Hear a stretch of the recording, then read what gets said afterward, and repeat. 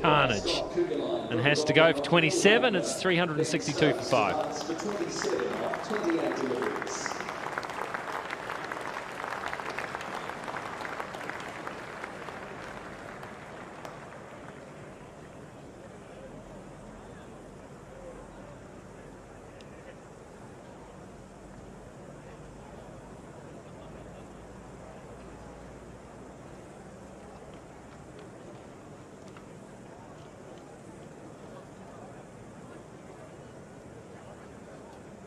Incoming to the crease, Test cap number 600. Stokes batted very nicely for his half-century in the second innings at Mount Maunganui.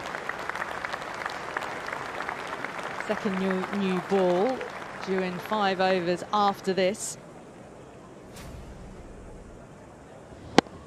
This is why he's out there. Stokes is trying to get a move on. Attacking instinct from the moment he came out, just to try and hurry the score on before the new ball's due.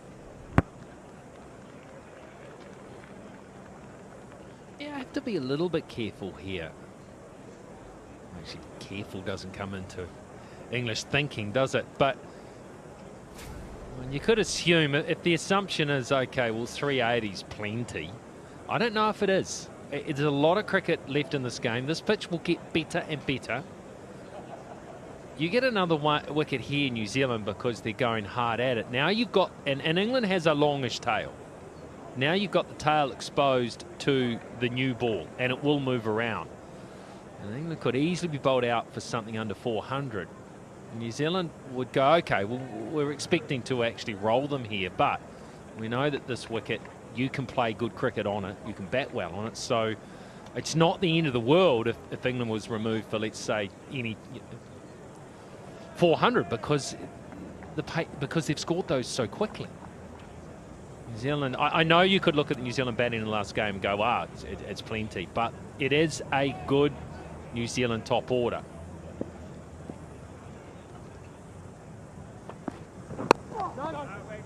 It's also a very good England opening partnership as well with the ball. Broad and Anderson will be licking their lips in these conditions. Yeah, that's the challenge.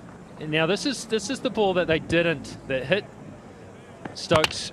Yeah, it was. It would have gone to umpire's call. So on both impact and wickets. So a good decision. Although if it's umpire's call, you don't lose your review. So possibly Southee could have had a look at that.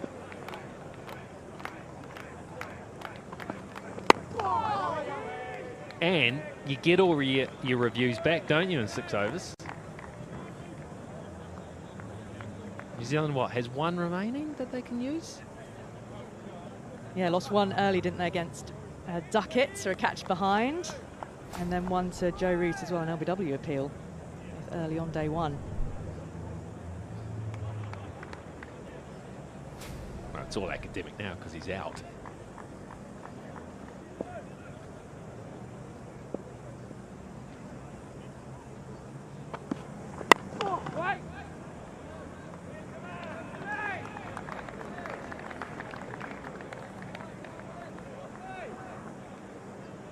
Yeah, that's the challenge. That'll be the challenge confronting the New Zealand top order when they get out there, is there'll be some life in the pitch. Anderson, Broad will have a new ball in hand, ton of confidence, a lot of belief. Rolling to a top order that's probably down on belief a little. Wicket taking over for Wagner. Then England 362 for 5.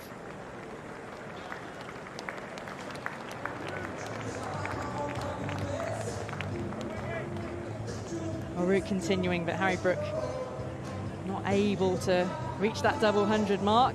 Just 2 added to his overnight score. He did look very downcast when he walked off, but a test best for him and a just fabulous innings yesterday, and masterful partnership with Joe Root as well.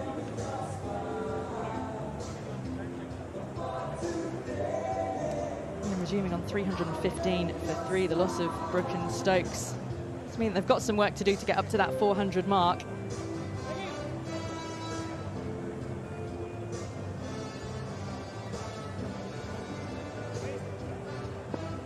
Joe Root, good player of spin.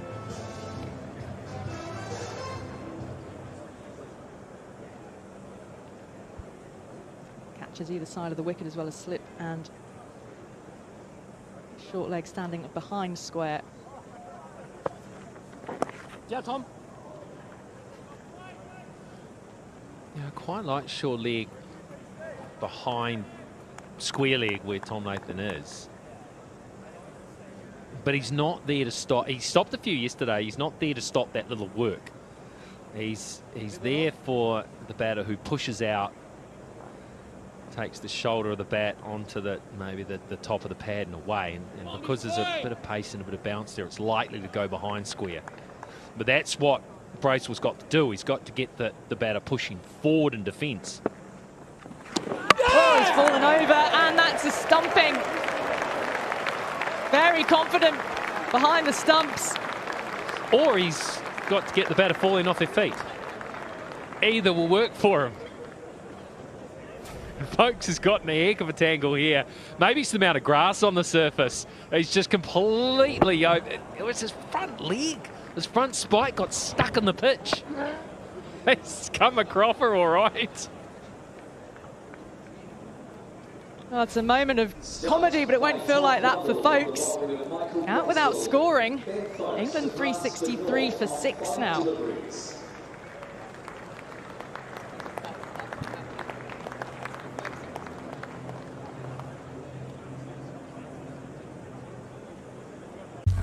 "2026.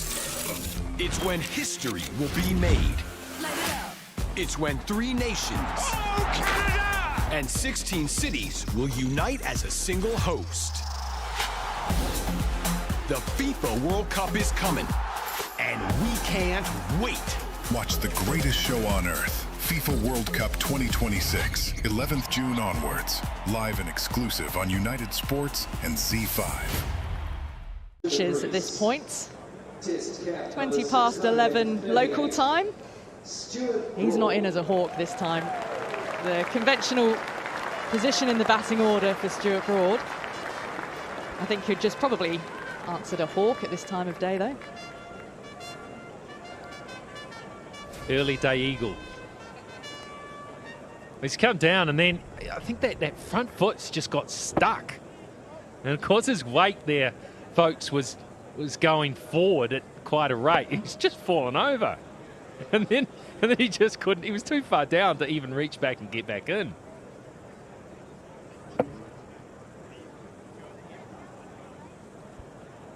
Well taken down the leg side by Blundell.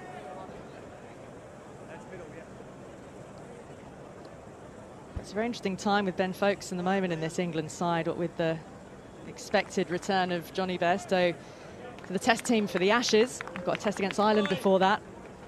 Well, getting out is never great, but at the very least you could get out in a graceful manner.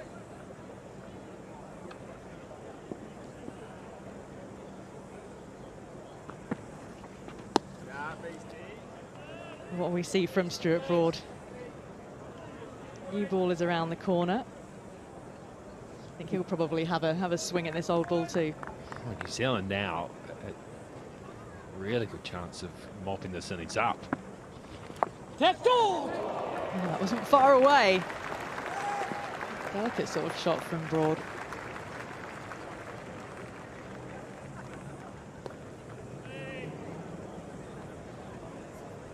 Latham under the lid. Oh, it was very, very close. Gee, stood up. That was his problem, wasn't it? If he'd crabbed to the left, he might have been in a better position to take a catch. Oi.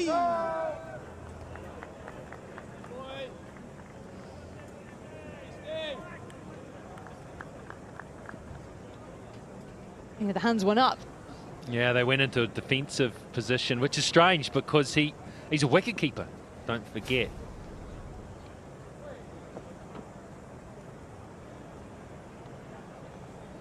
Something's distracted Broad behind the bowler.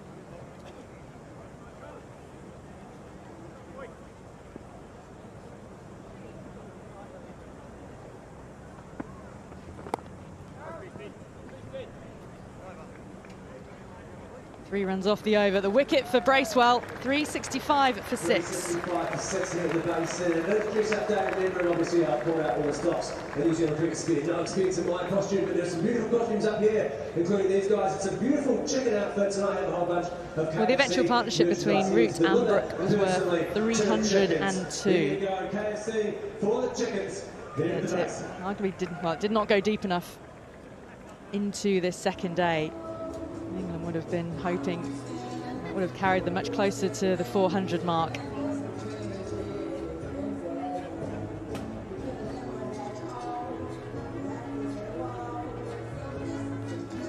Root has continued to add. He was 101 not out overnight.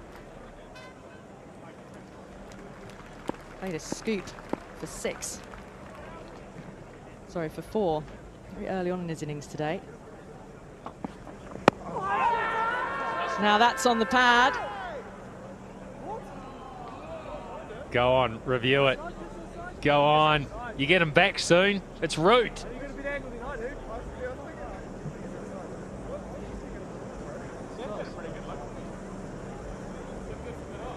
Time's ticking, Tim. Oh, just in time. Well, he's cut it fine. This is the last review New Zealand have for now. Original decision is not out. I have checked. This is a fed delivery. Move on to spin win, please.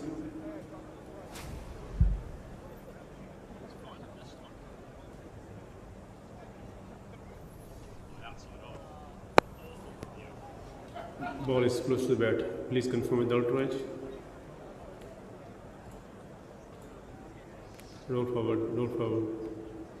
Roll forward to the pad. Yeah, I can see gap between bat and ball. Go to the ball track when you're ready. Original decision is not out. Pitching offside off, impact outside. Go back to on-field umpire. Chris, stay with the decision not out. Wait for the call. You on screen. Make your signal. Awful review. I don't know what he was thinking.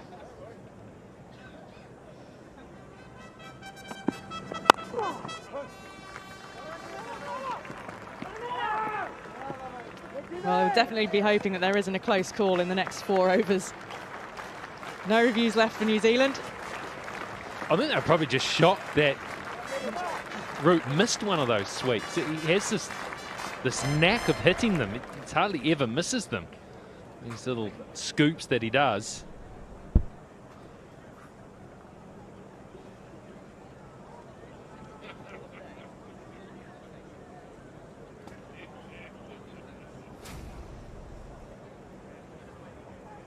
I think Tim Southee's just petrified that he doesn't review one that's out. It's almost like that would be the worst thing that could ever happen. He also knows that he's got a reputation as being awful at it. He'll be aware of that. Thought he'd lost his confidence then.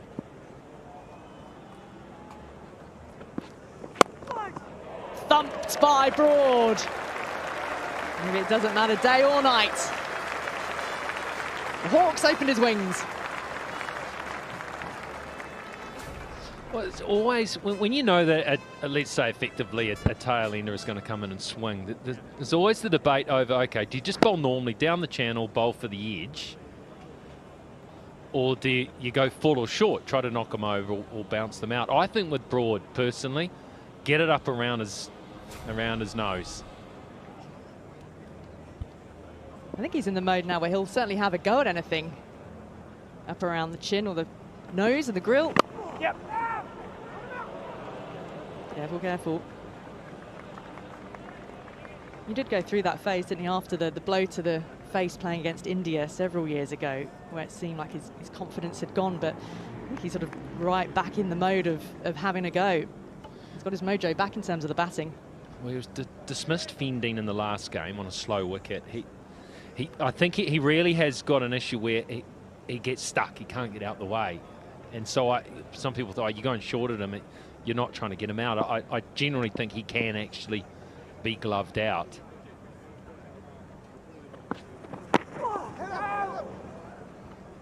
But he's one of those annoying characters that has a pretty good hand-eye. So you bowl down the channel, all of a sudden he just starts playing shots and getting away with it. You know, there are some that tail enders you start going full and short. They're good. They're quite good at that. People go, well, just put some slips in and nick them out. It's always that debate. What's the best way to bowl to a tail ender who's got a good eye, who likes to hit?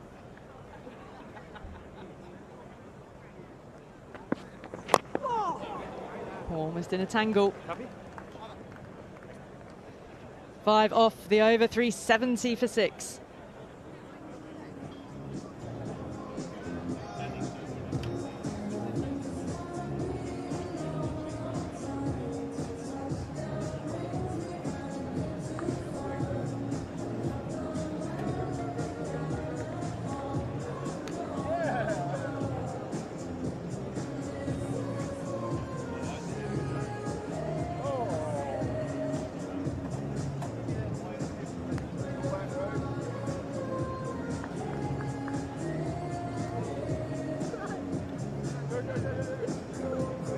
Saturday of the test, dress-up day.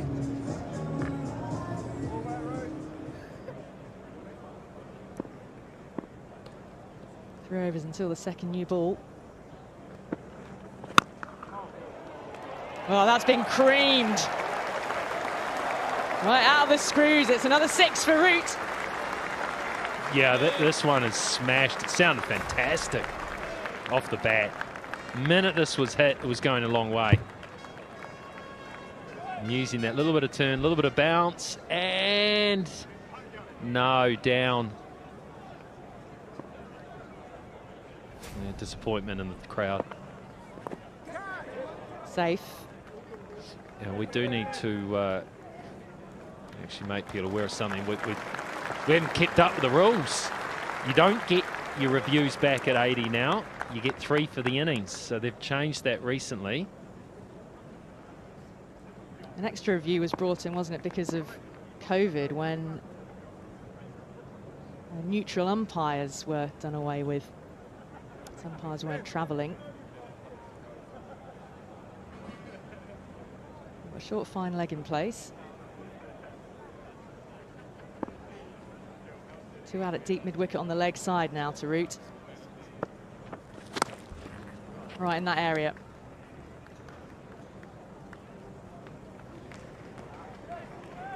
That's the second 6 of Root's innings. The first one came off one of his scoops. 4th ball he'd faced in the day. Neutral umpires is something I don't think World Cricket needs to worry about any longer. I mean, they're professional. It's a job. Professionalism would be their main goal. Go, Tom! Back on through the legs. You know, it's not something that you would do as a hobby any longer.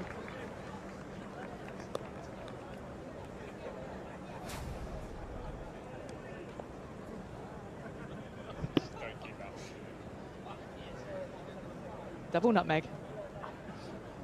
You know, there's 2 sides. So if you're an umpire and you're a home umpire and he's Chris Gaffney, New Zealander, and you are deemed to have been poor in the match by one of the teams, well, then you come under review, and it's your career now. So I don't think the whole, you know, patriotism or anything like that would ever come into it with the group of ICC elite umpires.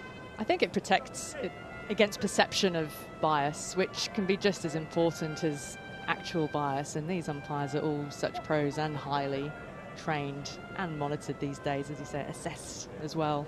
Yeah, totally understand that, because people's perception is their own reality, and you might have 9 great decisions and 1 is deemed to have been pro your country. Then you're deemed to be pro your country because that's people's perception. So yeah, understand that.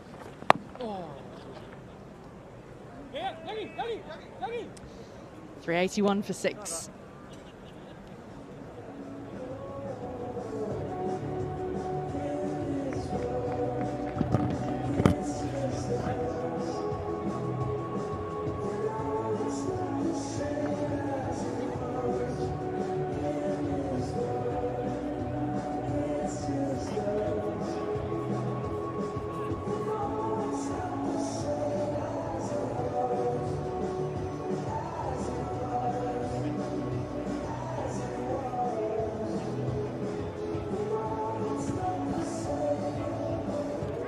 There's the bowling cards. A very good morning to you.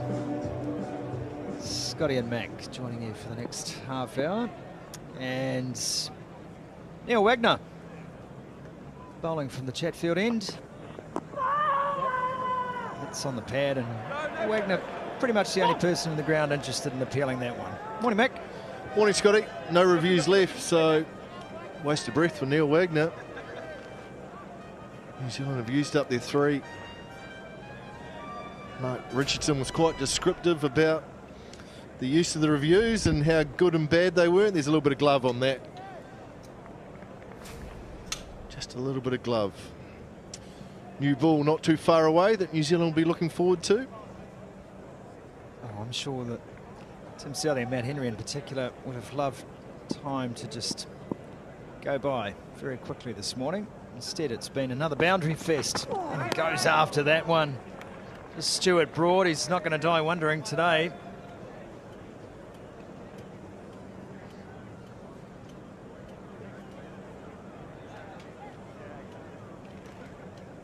Fans in the VIP section here, enjoying a bit of brekkie.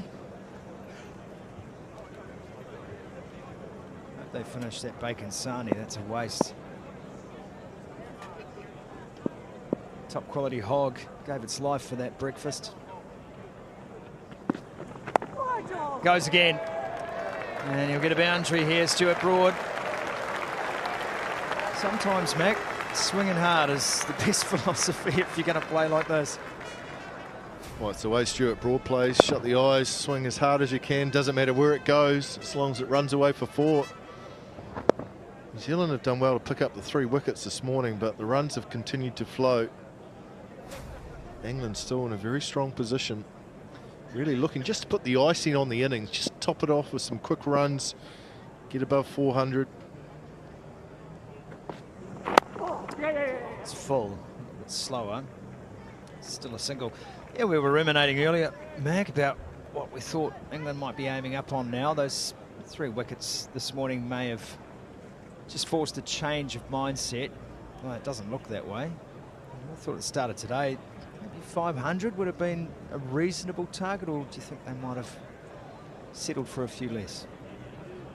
I think they'll be happy with something in the mid 400s if they can, ideally, because they're going to bat again. They're going to want to bat again, so they want to give their bowlers a chance on the surface. Nicely played again by Root, so good. While it's got this greenness in it, Sumo, I think the new ball is still going to do plenty. We'll see it in 7 deliveries and over in a bit. We'll see the second new ball. I think there's still plenty on the surface. There's still a greenness to it. There's enough pace and bounce on it as well, so it's going to be a handful for New Zealand when their turn comes at some stage today. Whenever England decide it's time to have a bowl, and New Zealand can pick up these final 4 wickets. Yeah, the rarity today is those wickets have all been a result of forcing errors, something they weren't very good at doing yesterday, New Zealand, or weren't able to do yesterday. Folks a little bit calamitous for his duck. The others just going out to poor shots. 389 for 6.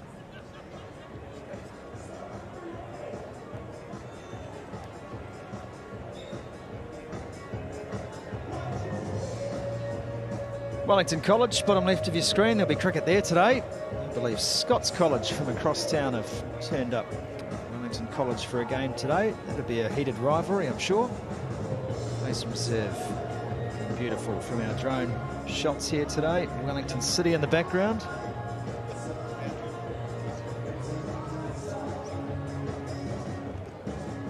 That's a great boundary, isn't it, Mac, at Wellington College?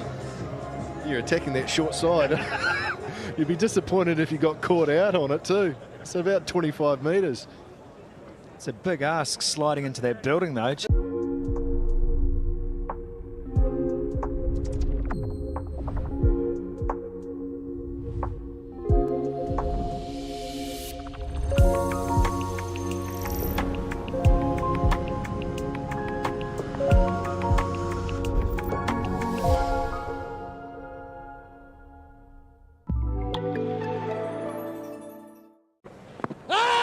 That's right on the pad.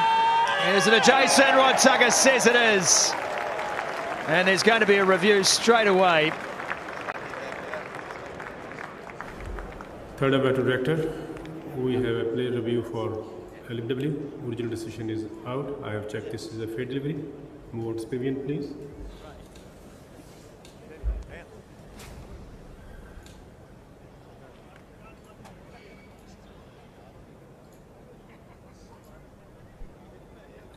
Ball is close to the bat. Please confirm the outrage. Almost ready.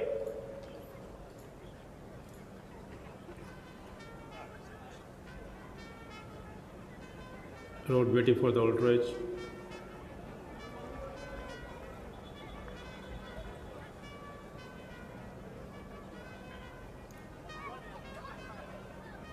Roll forward, roll forward, roll forward, roll forward. Yes, roll forward to the pad, to the pad. Yes, no batting ball. Go to the ball tracking when you're ready. Original decision is out. Pitching in line, impact in line, and wicket hitting. Go back to one for the umpire. Rod, stay with your decision out. Good decision, Rod Tucker, and Stuart Broad turns and walks. He goes for 14. England now 389 for 7. Broad departs for 14 off 17 deliveries.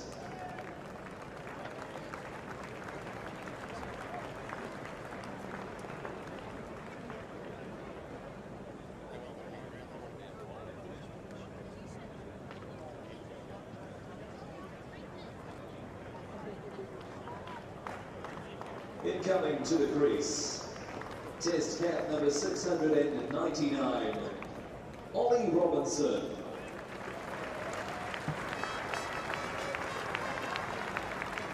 Ollie Robinson comes to the crease. 16th test today. Best of 42. If he gets hold of a couple here, he can do a little bit of damage. New Zealand well into the tail now. Rod Tucker right on the money with that. Nice piece of bowling from Michael Bracewell. Because he got it under the bat, it's so full that Broad can't get any bat or glove on it. Perfect length when someone's trying to play the sweep.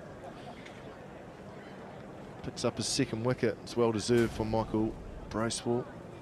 Yeah, brave bowling too. Floating it up, getting that late dip. Ball playing across the top. Interesting, Scotty, there's been some turn. We've actually seen some turn on day 2 here at the Basin. Definite bounce. This is a very good cricket pitch, really is. It's offered something for the quick bowlers in the first session. If you got through that period, then all of a sudden, that extra pace and bounce, you can score all around the wicket. I think it just offers something for everyone in this game. Quite interesting too, the colour of that pitch, Mac. You were out there today, but we thought it was starting to brown off quite nicely yesterday. A little bit of late rain, some rain overnight. Just maybe halted that. It's very overcast here today. Yeah, there's still a lot of greenness to it. And the fact that it hasn't been blue sky, 30 degrees, sun out, means that it's held that greenness. Watch what the bowlers will be hoping stays for the next 2 or 3 days.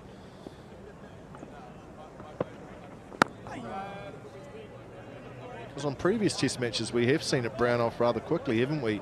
When that sun's been out, it can brown off very quickly, but there's still enough there that the bowling's going to be a handful, challenging for the batters throughout today as well. Oh, that is some very good turn from Michael Bracewell. Again, the bottom range of his pace too, this one. When Bracewell slows that right down, he gets that fantastic turn. Fastest delivery of 95 kilometres an hour this over. That was 85. Robinson off the mark.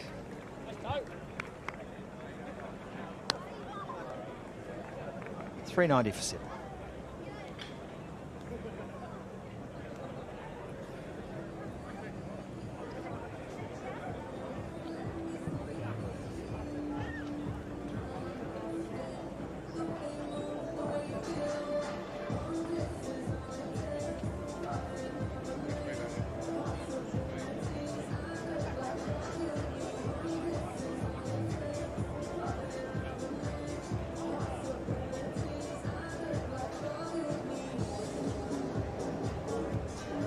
the Arbevad step in, Tim Southee.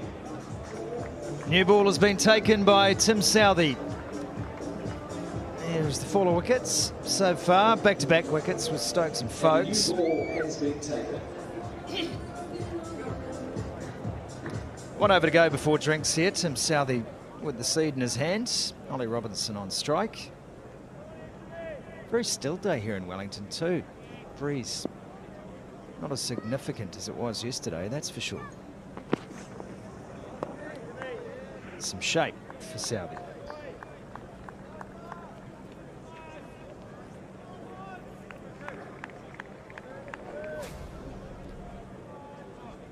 Just a hint of swing. It's that scrambled seam from Tim Southee. See that moving away from Blundell. This could be quite a challenging period for Root and Robinson. Interesting to see how they counteract, how they decide to shape up to this new ball. 3 slips, Gully, point in close. Oh, yes, Tim Southee. The thing about that last delivery, Sumo, is that will be really encouraging for Broad and Anderson and Robinson, who had to face it. Look at the scramble, just nipped away, and look at the bounce and carry. Taken reverse cut, head high by Blundell. That's quite a foolish length too. It's a nice piece of bowling, but that's encouraging for England. They'll be more than happy to see that. I think Jimmy Anderson's already taken the pads off. Say, I'm not bothering. Stokes is saying, should we get out there? Look at this.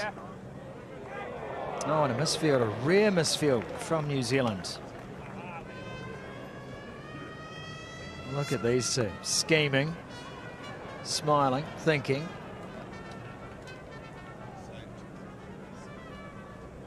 What do you think he's saying? I don't think he's saying, Coach, how about we go out there and have a bowl? Does these last 3 wickets another 30 runs? The other two, Devcich and Trescotha, don't seem that interested in the chat, do they? It's like the 3 monkeys there. See no evil, speak no evil, hear no evil. Interesting conversation, but you'd imagine it'll be something along those lines, those two, the way that they've got to be plotting, don't they? I mean, this is part of the fun that these two are having with Test cricket. How to mess with the formula constantly. Another one past the edge. Well, the old formula is to continue batting until you get bowled out and try and make it as hard as you can for the opposition to get these final 3 wickets. The new formulas, that's not a bad delivery. That's nipped back as, I think we've got enough runs on the board. Let's get out there and have a bowl and see what happens. Well, who's in the shed? Stuart Broad's just come back into the pavilion, having been out there. He's probably said, you know, that's good for us out there right now. James Anderson probably doesn't want to bat anyway. Let's go. Yeah, why not? That's nipped back quite a long way, that last delivery. Yeah, and Joe Root knows it. So Joe Root has said, I'm going to take charge for a bit here. That is a fabulous shot. Well, Joe Root's just said, I'm not going to stay on the crease and let the ball nip back inside bat and pad. I'm going to charge and I'm going to go bang over mid-wicket. That is out of the screws, out of the middle. What a shot that is from Root. It's a different approach. It's an attacking approach. It's a very good approach. And it's been enjoyed by a big fan base for England here in Wellington. Do you think Joe Root looked up to the balcony and saw Stokes and McCullum? Oh, he's gone again. He is a machine. He really is. He's so entertaining to watch. 400 on the board for England. And it's a drinks break, but I don't think it's the drink the New Zealanders need right now. 4:01 for 7.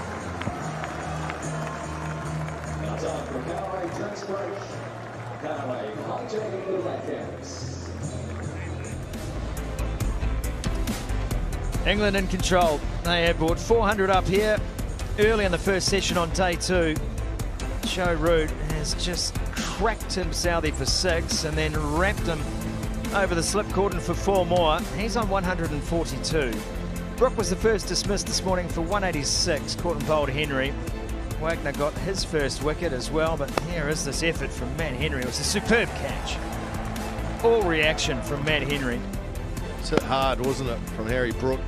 He'll be disappointed that he couldn't go on post his first double 100, but I've got a feeling that that won't be too far away the way he's playing Test cricket at the moment. Stokes came out swinging and then swung once too often. He was caught by Kugelheim. Subfielder bowled Neil Wagner.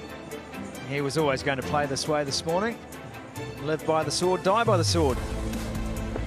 Ben Stokes' life, and then Folkes just got himself tangled up, got caught in the pitch and couldn't get back in his ground in time. Sharp work from Blundell and good bowling too from Bracewell. He's been sharp this morning. Yeah, it's good work by Blundell, you're right. Never easy. Horrible dismissal that Ben Folkes won't want to see again. And then Michael Bracewell picked up another. That was a good decision by Rod Tucker. Stuart Broad said, I'll review that, but there was actually nothing to review. 3 reds. It was hitting middle. Nice piece of bowling, got under the bat on the sweep. New Zealand picked up 4 wickets in this first hour 15, but conceded 86 runs. It's been a bit of a common theme throughout this Test series. They haven't really had any control. Southee and Henry have been the picks, but Michael Bracewell's done a good job too in his 11 overs. Yeah, and importantly too, the run rate, 4.95, and this is Joe Root. The last over before drinks. Ball had gone past the outside edge and the inside edge, and then Joe Root said, okay, if that's the way you're going to play, watch me. Just supreme. What even is that shot? It's not traditional by any stretch. It's almost a reverse ramp, isn't it? A reverse ramp, because it goes over third.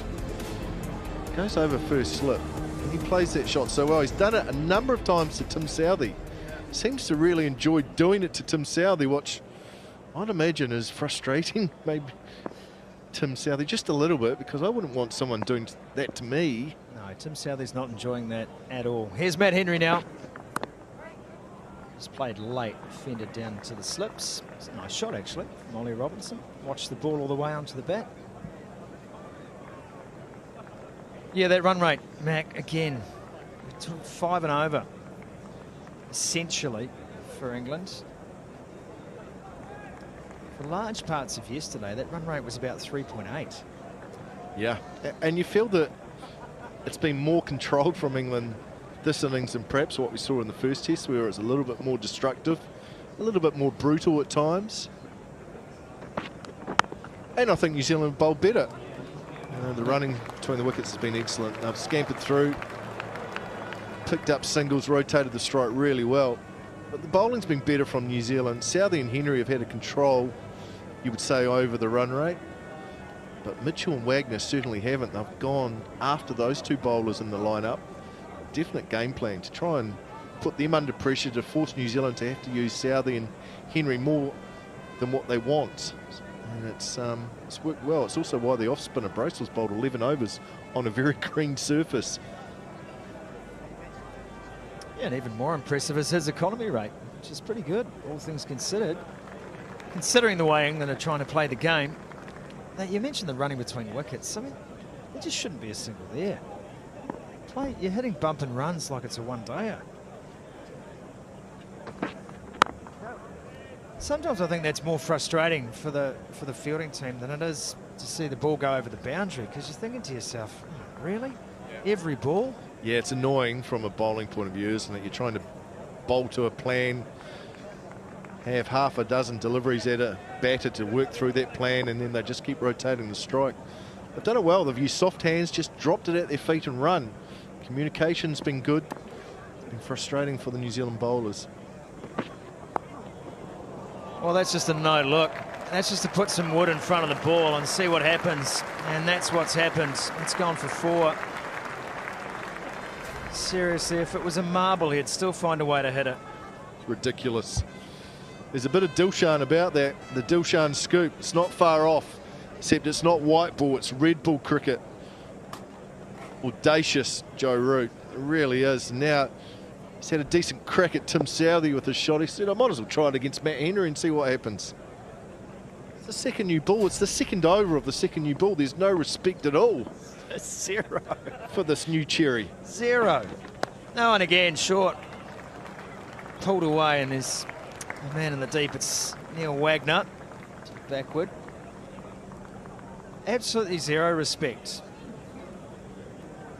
Or supreme confidence. Either way, the result is the same. The ball continues to find the boundary.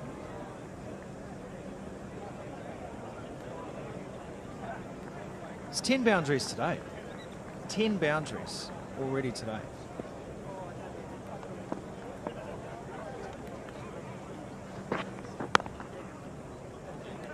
And again, then the quick single. Suddenly, the over has gone for 7.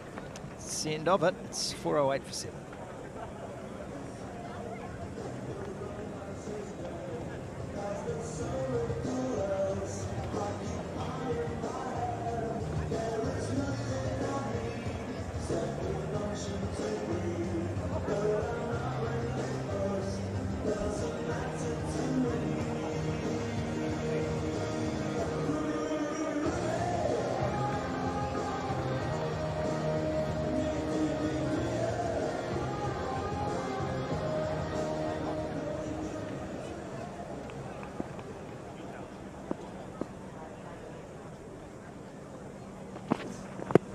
It's a bad big appeal. Southee doesn't even turn around. Chris Gaffney does not put the hand up, and there's no review. No review. Quite ironic. Tim Southee with the appeal, and he doesn't have a review to use because he wasted the previous 3 that New Zealand had. How close is this? That scrambled seam again. Maybe missing. Maybe missing. So lucky New Zealand didn't have a review, Scotty. They might have burnt a 4th. Worth an appeal, and it was a good appeal from Southee, and the New Zealand slip caught him. Just nipped enough. Good decision, I think, from Chris Gaffney. Have a look at the Hawkeye on that in just a moment's time, and it's Southee again. Oh, and that's just flying off the outside edge. Runs away for yet another boundary. The frustration continues here. The onslaught continues here. Well, let's have a look at the LBW previous ball. Yeah, it nipped too much. It was missing. Doing too much, so no damage done. And then the following delivery is a leading edge that flew down to 3rd for 4. Ollie Robinson's trying to pick that up over mid-wicket. A little bit through the shot, a little bit early, and he got the result he was after, and that was a boundary.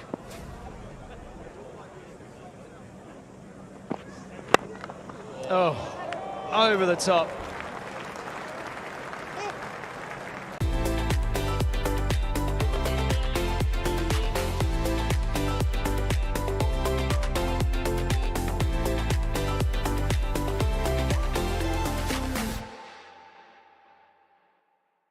Over fielders' heads, which just completes the frustration, I guess, for New Zealand and the bowlers. Last ball, 127 k's. Feel Southee's slower ball's an option here.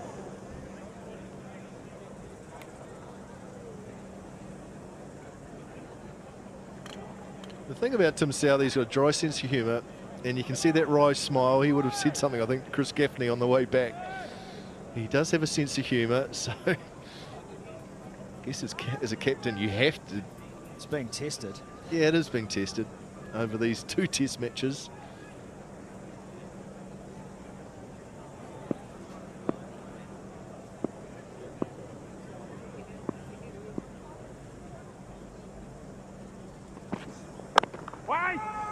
Fended down, no run there.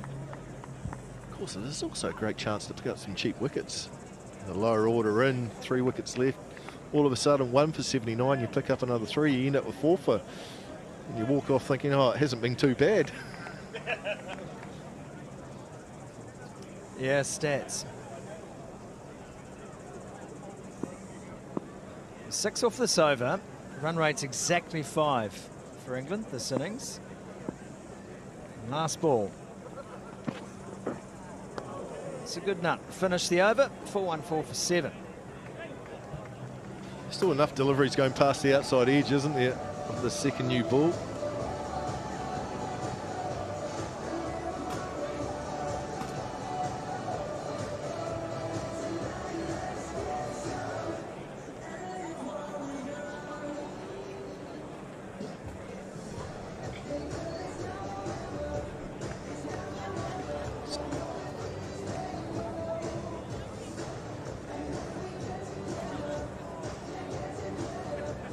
Matt Henry's set to continue here at the Basin Reserve. Good crowd and sellout day again here in Wellington today.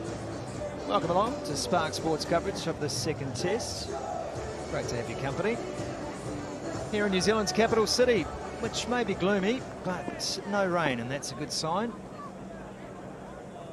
England, once again, have the upper hand here. That's a good nut again from Matt Henry. A shake of the head from Joe Root. This bloke's on 147. The ball's still going past the outside edge. There's still enough here. Look at that. It's a great delivery from Matt Henry. Amongst the carnage. Well, you know what happened last time. The next one's going for 4. A couple of steps down. Would you put it past him?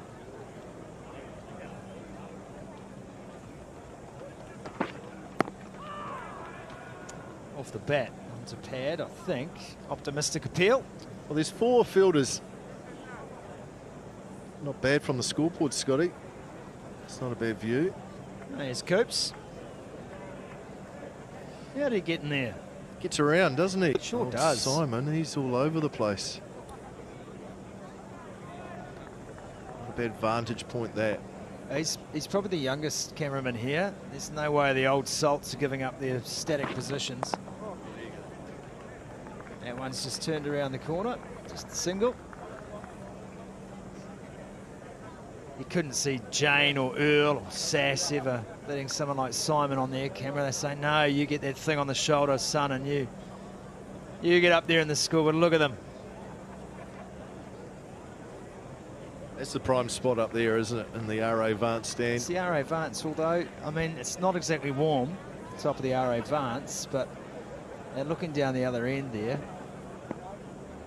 Our mate Stan used to come off that scaffold and he'd be in all sorts after a day's play. Yeah, they don't have to be chained, the RA Vance stand. You don't have to be chained to anything to make sure you don't blow away. Unlike... That's the toughest side there. Yeah. Now the umpires toss the bail to see which end they're going to stand at. Gaffney lost the toss yesterday. He's been facing into the breeze. You think the camera crew could do that? You think they'd be up for that? I think the camera crew should do something like that. We rotate round.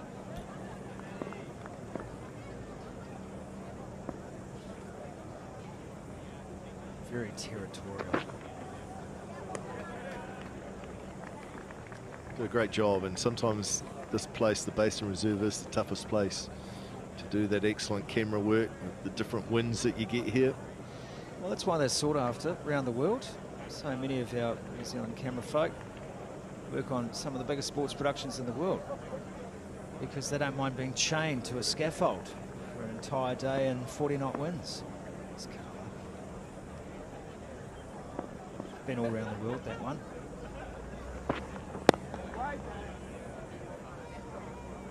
A great crew, fun to work with, masterful at what they do. We're very lucky here in New Zealand to have such experts. It's a tough job.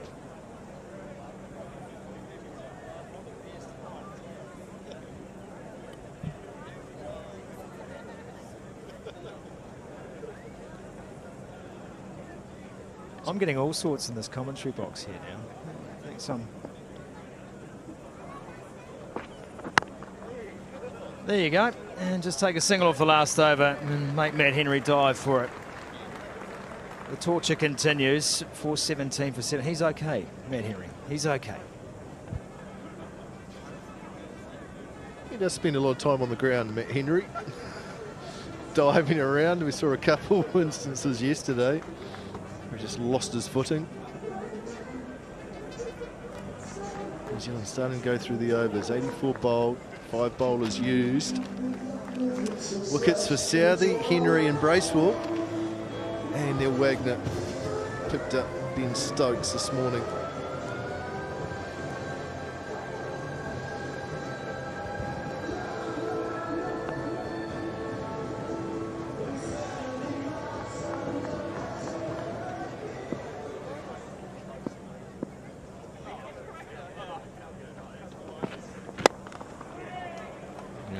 He hit that, mistime it again, but enough for a frustrating 2.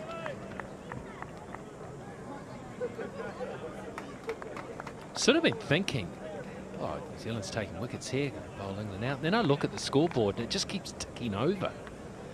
And they're 419. When I was here last time, they were, and that was only half an hour ago, they were on 360.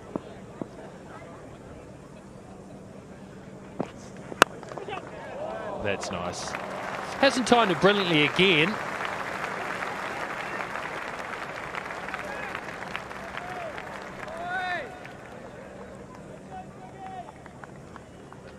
It's handy with the bat, Ollie Robertson. Just gets himself into good positions. Timing, not perfect as you mentioned, but good enough, and it's a good area of the ground to be heading to. Well, he hasn't found the middle of the bat yet. The score's ticking over. Yeah, frustratingly good with the bat as far as New Zealand are concerned. Now, he hasn't hit that in the middle either. He's going to get away with that as well. Yeah, it falls in the gap. All sorts of slipping and carrying on. The missed timing saving him there. Yeah, that's when you're happy to not have hit it out of the middle, that's for sure. Just up off the stickers. That extra bounce on display once again. Just means he cloths it into no man's land. Very greasy out there, isn't it? There was overnight rain, early morning rain.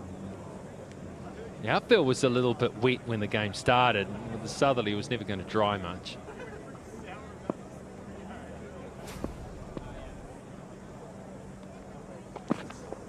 Wait there, wait there.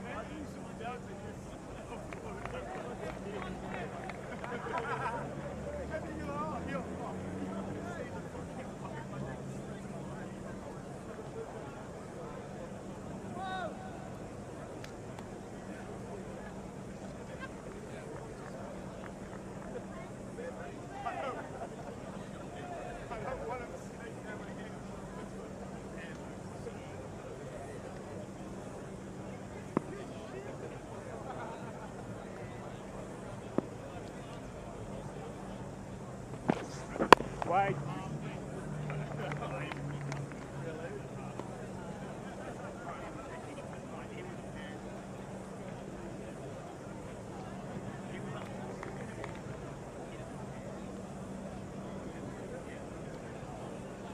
No, we're into day 2 here.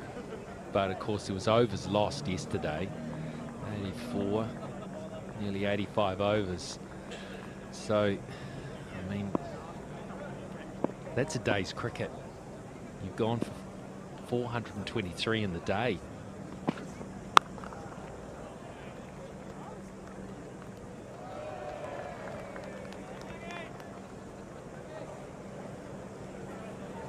$424 for 7. Yeah, you've gone for 424 on a green top. Haven't won the toss and bowled. When you're meant to bowl 90 overs in the day, when you're bowling a lot of seam and all the stoppages, they get allowances. So probably you'll always lose a few nowadays. These green wicket tests. So all things being equal, you'd say 85 overs probably would have been bowled yesterday. 424. And the equivalent of a day's play, first day.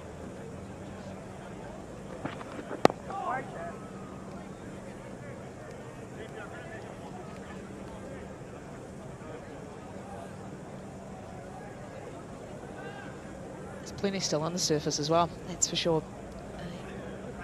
Seen the ability of Henry and Southee once they've had the new ball in hand is to get that moving off the seam. So there'll be a couple of English bowlers in particular who will be licking their lips at the chance to have a bowl on this surface soon.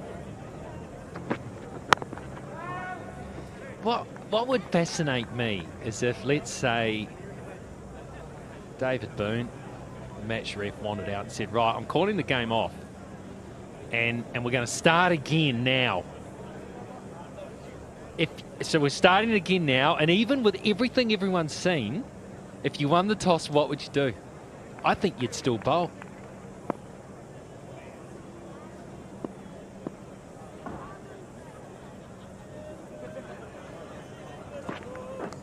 That's out. Yes. No, it's not. Jump the gun. That's Goober, and that's just, well, unacceptable as far as Blundell is concerned. Well, it backs up the theory that you'd still have a bowl first if you're redoing the toss. To tell you someone who wants a redo, that is Tom Blundell. Just goes straight through the hands and straight down.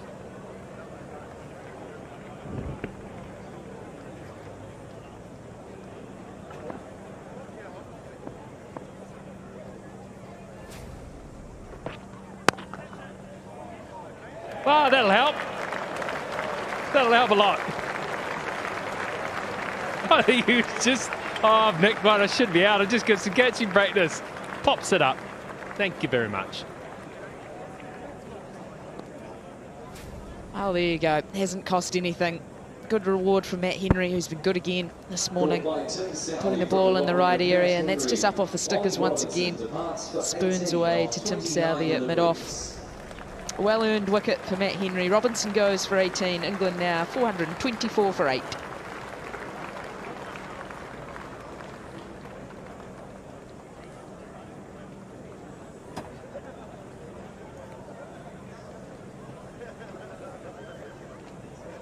Incoming to the crease, Test cap number 684, Jack Leach.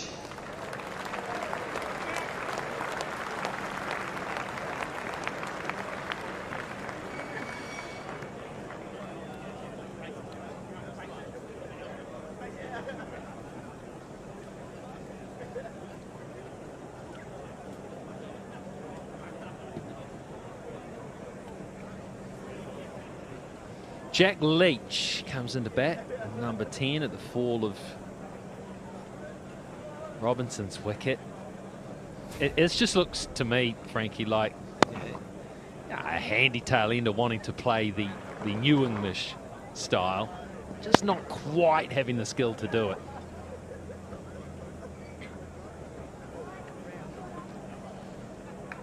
A good piece of bowling though from Matt Henry, just going a little bit fuller. I think Robinson perhaps thought he was going to get something shorter, but it brings about a smile from Tom Blundell and a sigh of relief as well. Not quite sure how he managed to drop that one, but it did no damage on the scoreboard. Henry picked up his 4th. Still gnaw away at Blundell though. You're the wicket keeper, you're not meant to drop those. Professional pride.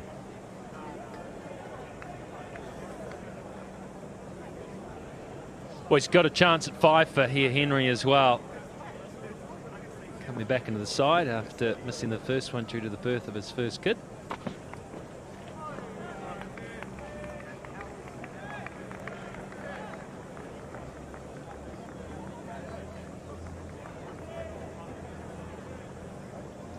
Yeah, been a good week for Matt Henry.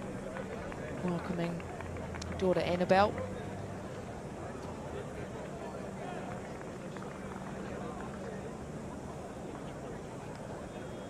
That's a nice name.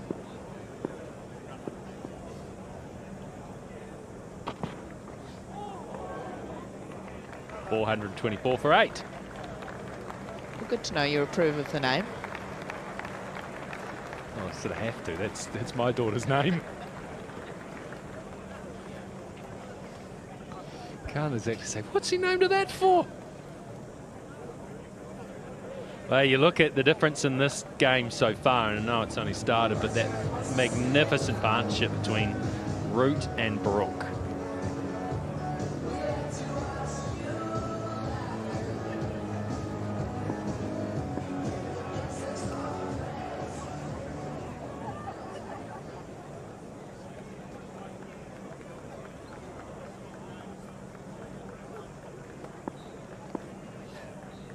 Yeah, the partnership, 302 was worth.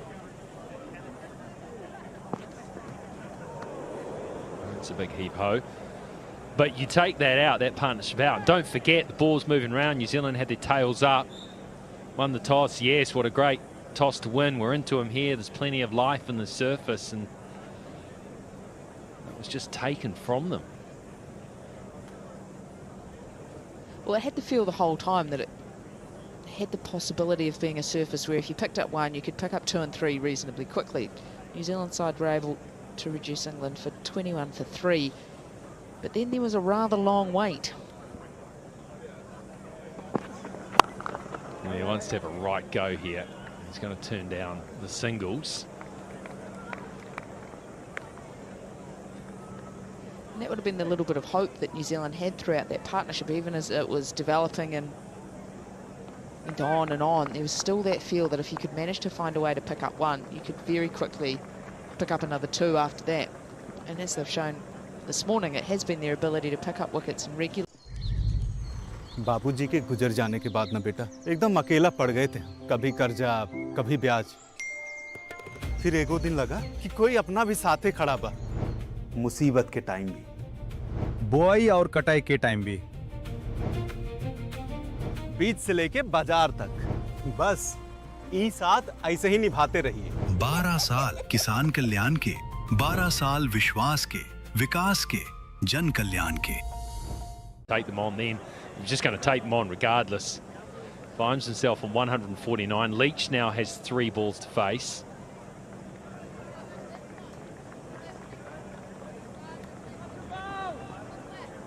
Sun comes out as well. This time it's been genuinely sunny this morning, so New Zealand top order will welcome that. Wait there. What was it you said yesterday? The sun brings hope. Well, it does from a batting perspective.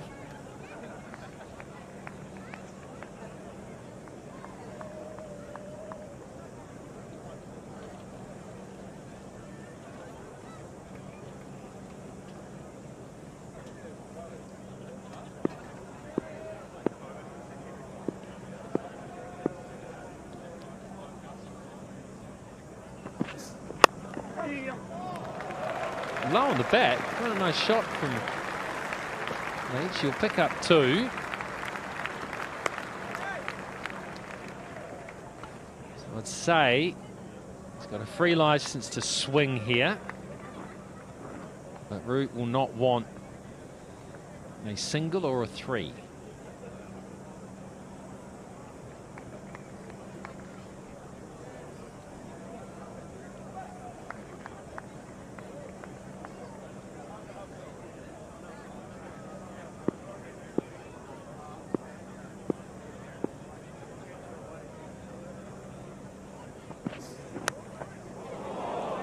He'll pick up 4, straight over the top of the slips. The perfect finish to the over as far as Joe Root at the other end is concerned. 431 for 8.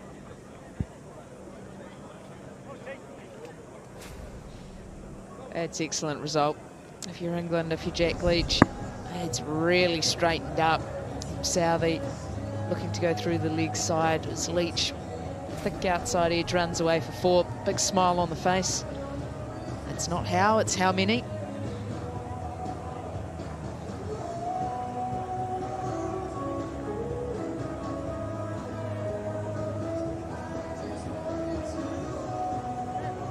The second new ball, it's enough to show that New Zealand top order are in for a bit of a torrid time.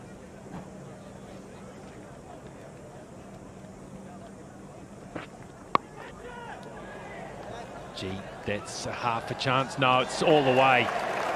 Brilliant placement. It's bounced just before, but it's 150 for Joe Root. And that's enough. That's enough as far as England are concerned. So Joe Root brings up his 150. And at 435 for 8, in they come.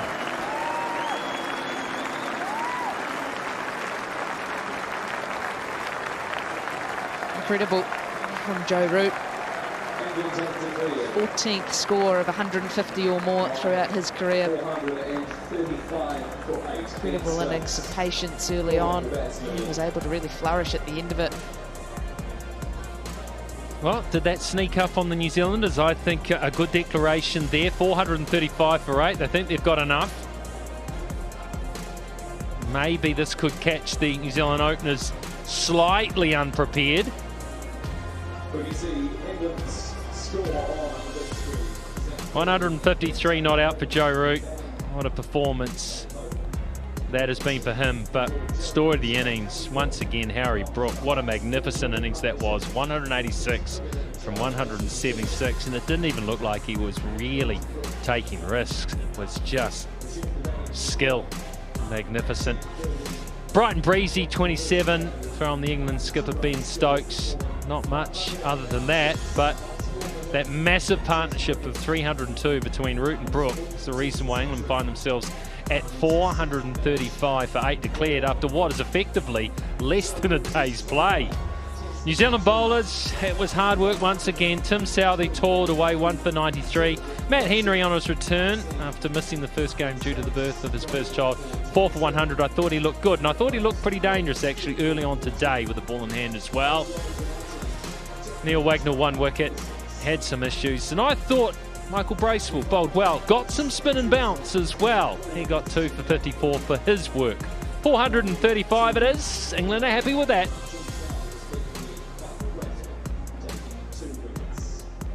Right, what we shall do now is take a break, and we'll have a look at the best bits of that innings while we wait for the New Zealanders to come out.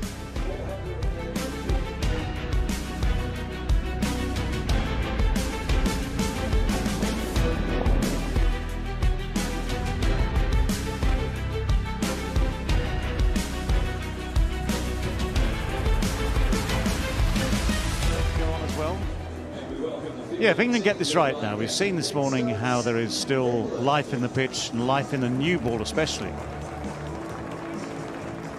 And you've got Broad and Anderson and Robinson, who are a high quality attack. So yeah, Ben Stokes has decided to move the game forward, as is his way. And he has, what, half an hour or so until the lunch break to see if they can make the first inroads. Yeah, testing time. The opening batters who have to be prepared and ready to bat at any time of the day. Sort of goes with the territory. No night hawks for opening batters, that's for sure. Oh no.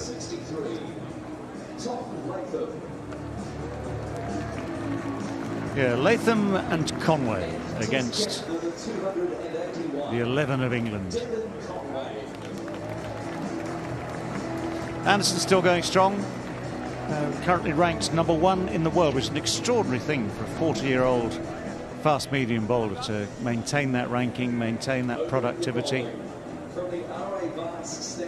Again, one keeps repeating oneself, but it's just an absolute testament to his desire and fitness, commitment to playing cricket for England. Yeah, quite remarkable at the age of 40. He's the #1 ranked test bowler in the world. No one would debate, begrudge that at all, the way that he is going, getting better and better it seems with age. Plenty of catches in play, 3 slips, 2 gullies, well it might be 4 slips, no I'd say 2 gullies, 3 slips, 2 gullies in play for James Anderson, about to start things off. No! Oh no, it's definitely 4 slips from 1.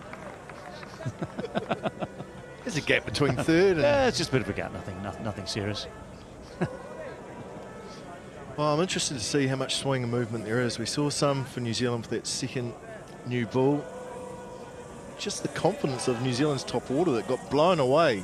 Both innings in the Mount in the first test. Stuart Broad with the pink ball in the second innings, picking up 4 wickets, rattled the New Zealand stumps. So it's really important here for this New Zealand top order. It's good running. Good tactics too. Dab it and run, get off the mark, let the other bloke have a look at it.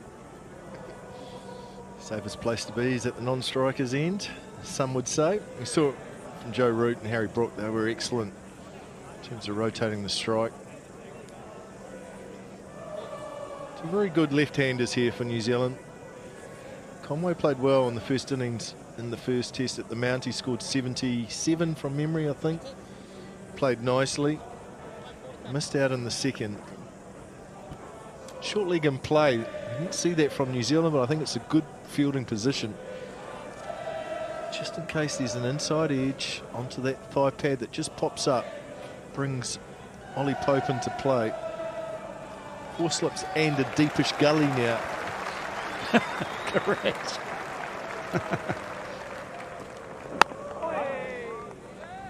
Yeah, I think the short leg is very valid. We saw with the new ball in New Zealand's hands, Southee's hands especially.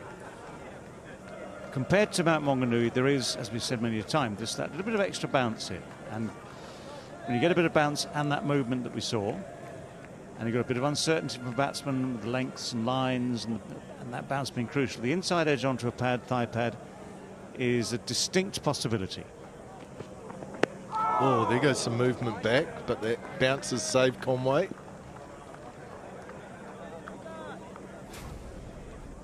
Yeah, it looks like it is a very good delivery. Comes back in, but you can imagine that at the mount would have been 6 to 12 inches lower in terms of bounce.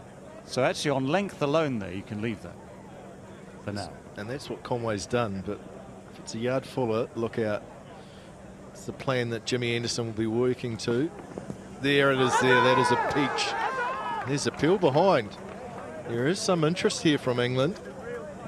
Certainly from behind the wicket. I heard a great noise. It's not hit body. It's not. Folks said I heard a great noise. Is that enough for Ben Stokes to say let's go upstairs? It is. Early review. Third umpire director, we have play review for caught behind and original decision is not out. I have checked this is a fair delivery. Move on to spin in place.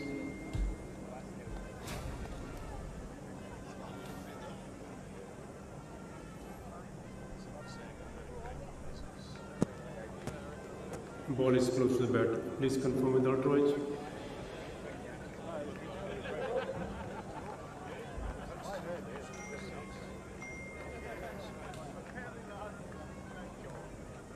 Chris waiting for the outright.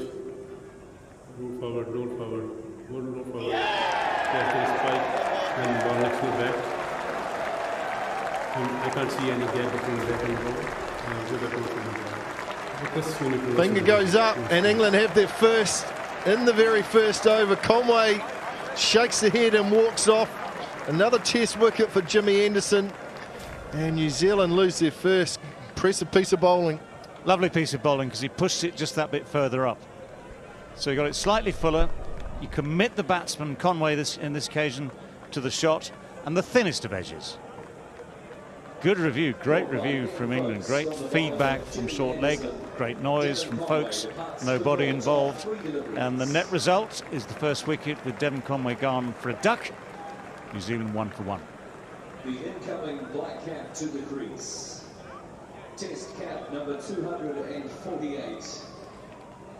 Kane Williamson.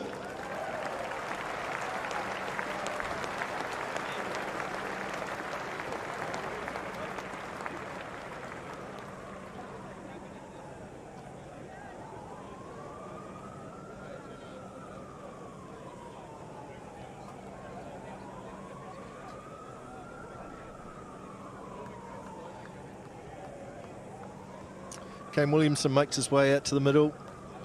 Very good test career. Enjoys playing here at Wellington. Averages 66 at the Basin Reserve. 3 centuries and 6 50s in his 21 innings here at the Basin Reserve. And if ever New Zealand needed him and to score those sorts of runs, it's right now. All right, let's have a listen.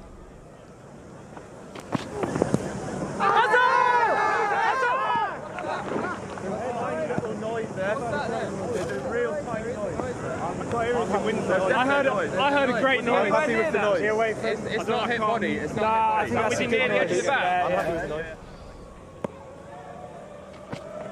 There's a lot of feedback for the captain there, David, to take in, but I think it was Ollie Pope that said, I heard a great noise. That he did. New Zealand 1 for 1. It was fishwives at dawn, wasn't it? They got the right answer, and the combination, all that feedback, all that information, the noise that Ollie Pope heard from short leg, the assessment from Ben Folkes that it wasn't body, had it all together, and Ben Stokes had more than enough information to send this upstairs. And it is just the tiniest, the thinnest of edges that Ultra Edge confirms. Opening the bowling from the Adelaide one end. Tough start for New Zealand. Conway back in the shed. Decision that was reviewed correctly, and it sort of, to me, sums up where these two teams are at right at this moment. New Zealand burnt 2 reviews in the first half hour yesterday on day one that were guesswork, I would say. There was no surety about it. It was more of a plan, more consistent feedback in that dismissal of Conway. Yeah, you've got to be able to trust the people who are giving you that feedback, haven't you? So, I mean, folks, is obviously, you know, the keeper is always key. The keeper is always involved in those sorts of decisions. And that noise for short leg to hear as well. It's an added bonus. Pressure is on.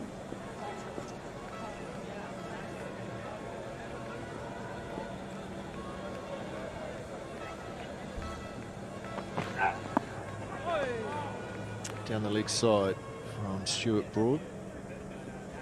Yeah, there's a lot of things coming at Ben Stokes as captain, isn't he, that you have to filter through and work out, like you say. There's probably 2 or 3 key people that you actually need to listen to, and they bring you the information. And there's no appeal from the wicketkeeper, so he hasn't heard anything in terms of a genuine nick. But his feedback is it can only be the outside edge if there is a noise because it's not body. Which is good feedback. Yeah, I mean, Folks was just entirely focused on catching the ball, wasn't he? And yes, obviously, if you hear a bigger nick as a keeper, instinctively you take the catch, do the job first, and throw it up in the air and start the appeal. But there are enough people around him. Slips seem to have heard something, so they're all coming in pretty confident. Or, you know, it's one of those. It's what, probably 75% confident, where they think they've heard enough, seen enough, but maybe not entirely sure. But let's, you know, build the evidence. You know, build the case for the prosecution. There's an inside edge here onto pad. Muted appeal. That is the area that's troubled Tom Latham. From around the wicket, 3rd to 4th stump line. That's a good area from Broad. Yeah, the Broad radar's just been tweaked after those first couple of balls.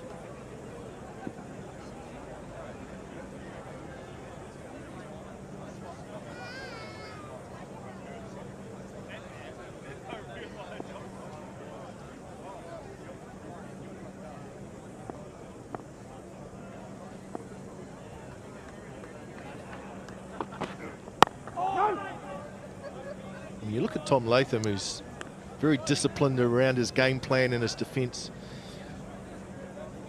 He's worried about that outside edge. Broad just angling in and nipping away, but it's actually the other delivery that's perhaps a little bit more dangerous at the moment that just keeps coming. And I think back to Tauranga, the second innings, look, it's that delivery that just keeps coming. Latham wanted to leave it alone, but couldn't. And then the previous delivery, that is a real danger area. It makes you, commits you to a shot. You have to make good decisions, be solid in defence over a long period of time. And if there's any movement, which there will be on the surface with this new ball, it makes it even more challenging.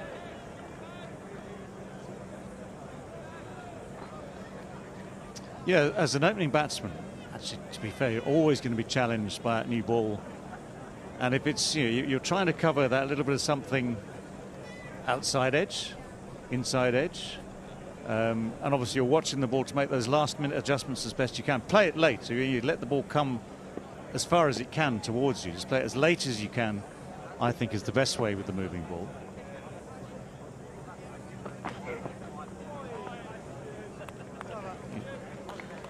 One for one.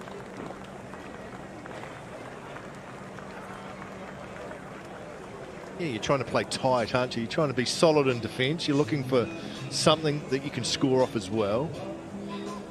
To be fair, Broad and Anderson aren't giving this New Zealand top order much at the moment. It's very challenging. It's the way it should be.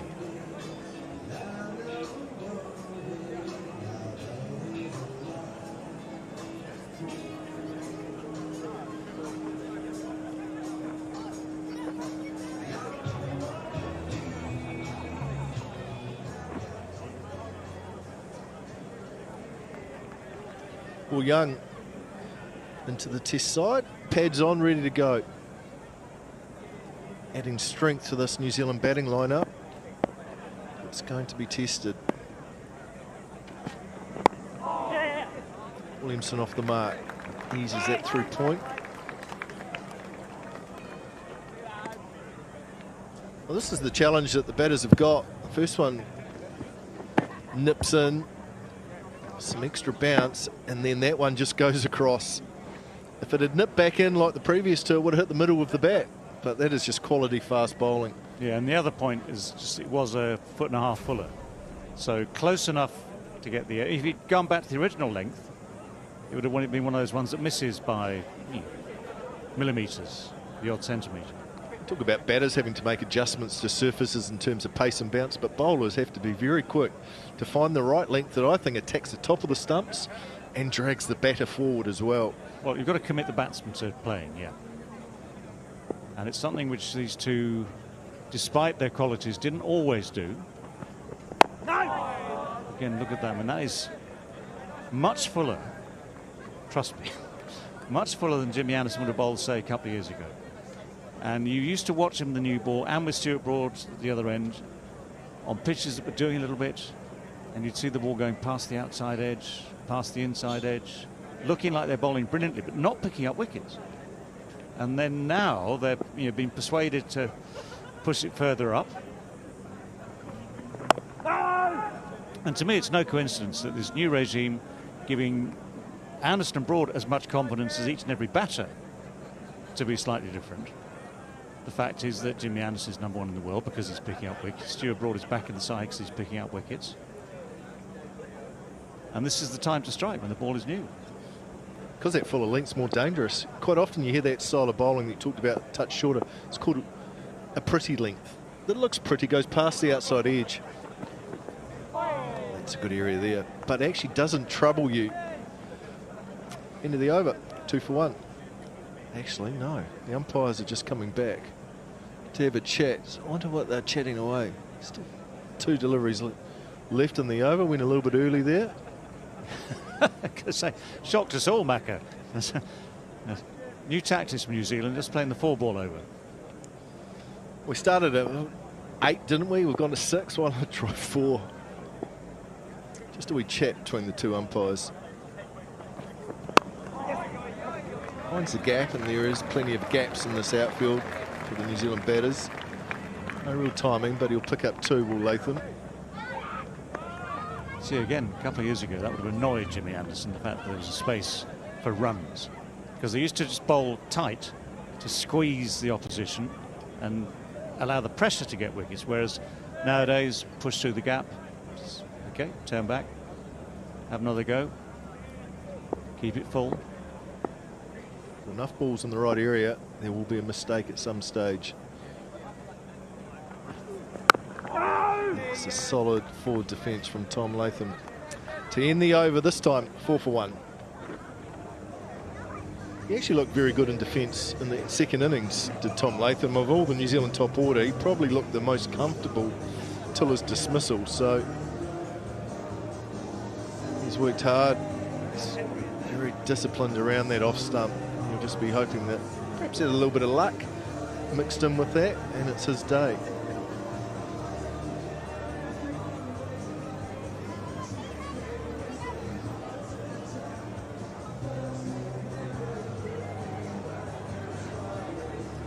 Testing time for the New Zealand batting lineup. 15 minutes to the lunch break. We've lost Devon Conway in the first over of the day. Stuart Broad has been zoned in to the left-handed Latham. Now he gets the chance against New Zealand's #3, Kane Williamson, who had a very quiet test by his standards at the Mount. Look at that. For a field, there's a leg slip in play, short leg, 4 slips waiting for something. There's an outside edge that's going to squirt away down to 3rd. Might not go all the way, and it'll be close. They'll want to go upstairs and check on this to see whether it has actually gone all the way.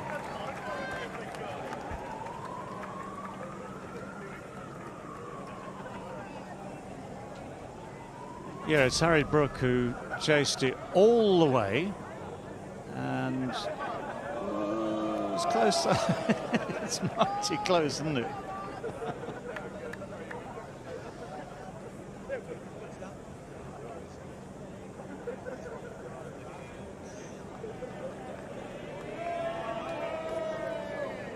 Yeah, I reckon it's just left the fingertip before that knee hits that boundary. So yeah, good work. Maybe one. Maybe one frame in it. Every run counts.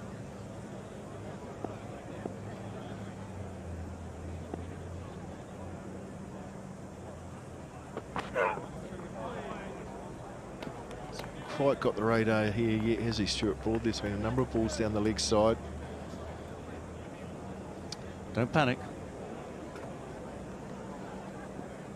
Sorry, I'm showing showing a bit of partiality there. Reminds me, I do need a haircut. You ever have hair that long, David? Well, sadly, yes.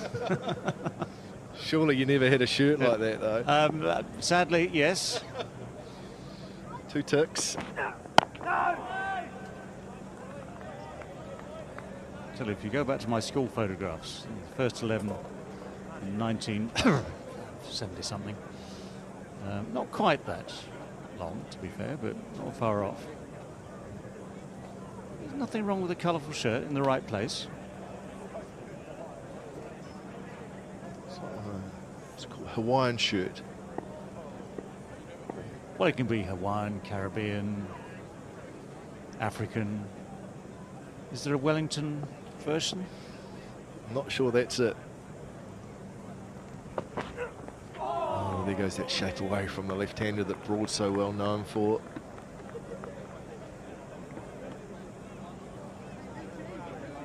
Nathan's having a good look at it, trying to watch it and play as late as he can because it angled in, then just went away.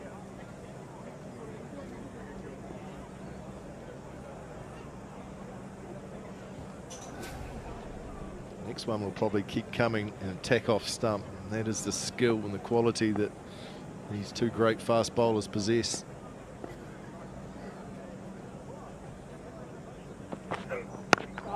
It's well played in the end too, because it did keep coming. Yeah, he's well organised, Latham.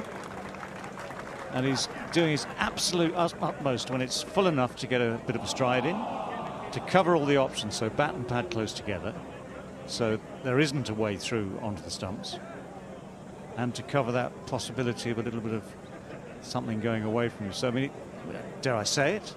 It's a good technique. Dare I say it? He's looking pretty solid at the moment.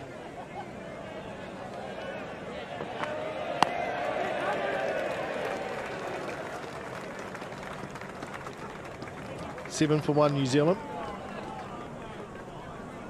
It's another good testing over, isn't it? That I would expect from Broad and Anderson. I don't think today is dress-up day, but there certainly is some costumes out there amongst the crowd. Traffic cone is always a favourite amongst some. It actually is dress-up day. I haven't seen as many. Yeah, I mean, I was told it was dress-up day. I've obviously given it a go. Maybe I must have misread the rules, though. It's not quite edge-based and dress-up day, is it? It's not quite at that level yet. Dress-up day here at the Basin Reserve. Real mixture of different costumes. Those ones are pretty basic, aren't they? Turn up as cricketers at the cricket. I think it's something a little bit more original, perhaps. Oh, it's a beauty past the outside edge, but perhaps, as you mentioned a bit earlier, just that shorter length allows Williamson just to move the bat inside the line. Yeah, this is more, I mean, it does move, and it's a good limit. This is more one that's just designed to push him back a bit. And I think that's one that relies, well, we'll see what the follow-up is. Edged and gone. There goes the combination from Anderson. Williamson's on his way, and England have 2. Gee, this is quality from the #1 ranked Test bowler in the world. Impressive stuff. Well, we talk about the likes of Root and Brook loving batting. Jimmy Anderson just loves bowling. And so one slightly shorter, one slightly fuller. It's loose from Williamson. It is a loose shot from a very, very fine batsman, but the result is exactly what England wanted. Getting rid of Williamson is always a key moment. He goes for 4 today, and New Zealand slumped to 7 for 2.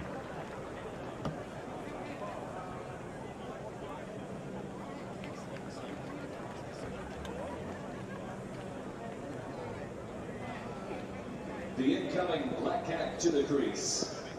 Test cap number 280, Will Young.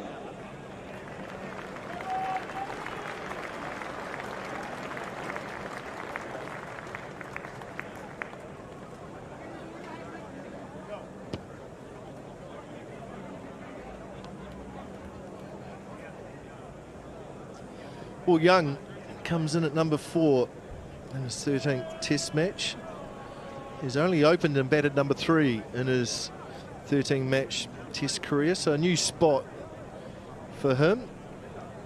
And he's here because you would say just a loose shot from Kane Williamson, who does play that shot very well, but usually when it's a little bit closer into him, nice piece of bowling, just enough movement away, and the rest is history.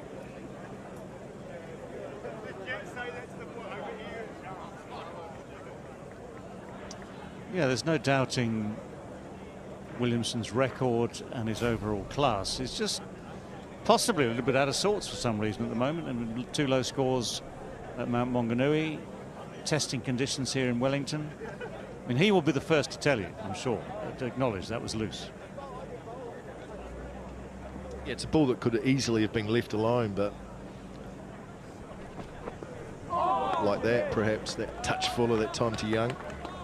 Yeah, I mean, Williamson, again, if you're honest, and you have to be honest with yourself as a player, you'll look at that thinking, could have left it on 2 grounds. One is line, 2 is length. You know, on either count, you could have left it quite safely. At a time where you're looking just to get through to the break, looking just to get to lunch.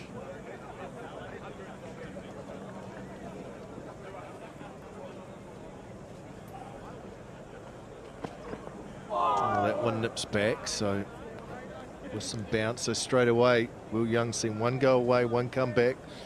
It just clouds your decision making a little bit. What do I leave now and what do I play?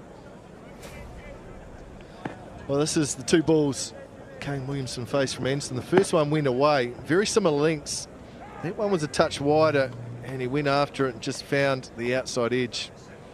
2 similar deliveries in terms of length, a little bit different in terms of width. Nice piece of bowling. I just think there's a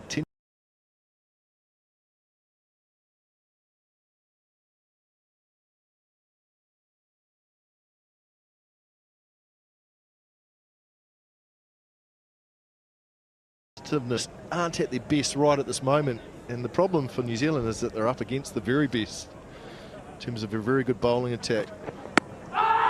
Solid in defence on the front foot. It's a big appeal. He got outside the line. I think there might even be a little inside edge. How interested is Ben Stokes? It wasn't high inside on. It wasn't higher than line speed. It wasn't high from side on. Chat going on. Not interested. End of the 5th over, 7 for 2. Well, again, there was a lot of information being offered. I think it's the combination of contact probably just outside maybe, and the bounce. No, the bounce isn't too much, I don't think. So that back leg was bent. You know, I'm not sure it was going over, to be honest.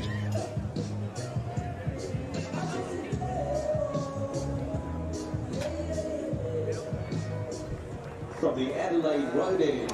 Just confirming the current rankings, current ICC Test match rankings for bowlers. James Anderson, England. That rating just takes him ahead of Ravichandran Ashwin, of course, is picking up wickets in the series against Australia in India. Now Ollie Robinson at number 4, who's got the ball in hand. New Zealand's highest ranked bowler is Kyle Jamieson, ranked at 8, injured. Let's have a look how close it actually. There was no inside edge. The impact was just outside, so it was a good stride by Will Young to get outside off, because that was certainly going on to hit the stumps. Nice piece of bowling.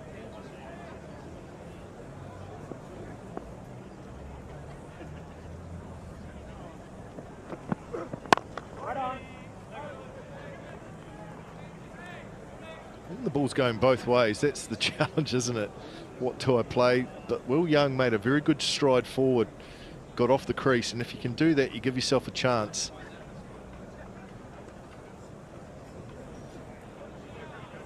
Yeah, just confirming, someone's seen it, said it was outside.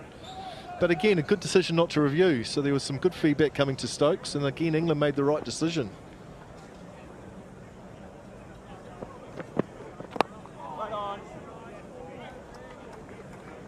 Yeah, I'm guessing that the best part of that information would have come from behind the stumps in terms of the point of impact.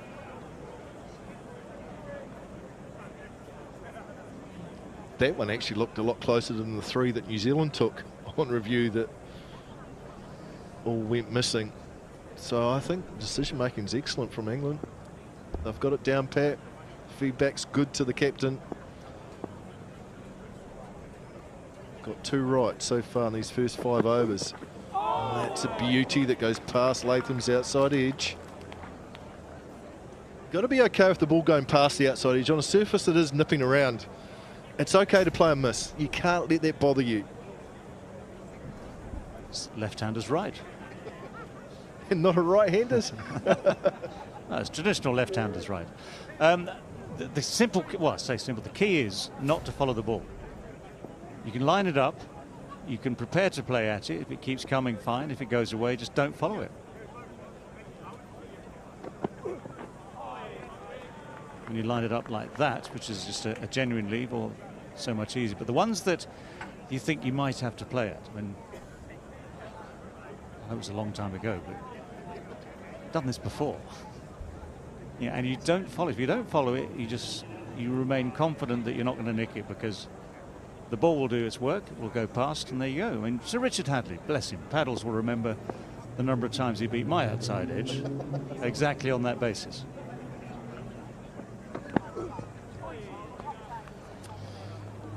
Made an over for Robinson, 7 for 2. Yeah, it's an important point, isn't it? Quite often it's your hands that get you in trouble, because you're looking to hit the ball when you actually just need them to be quiet. Let the ball go past that outside edge. It'll be challenging for this New Zealand lineup. England very dominant, firstly with bat, and now they've been challenging with ball. Picked up 2 wickets in this pre-lunch spell.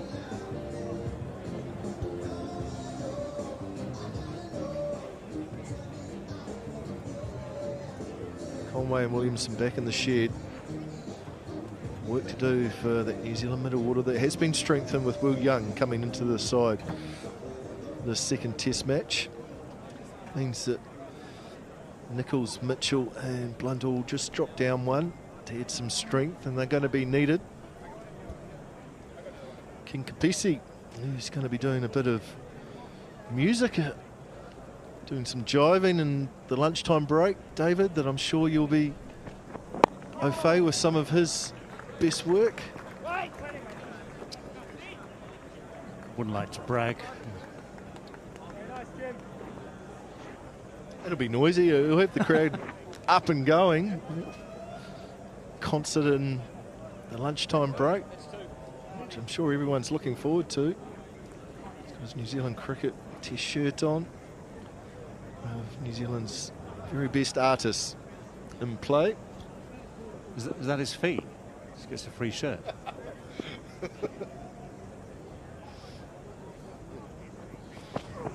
Right on!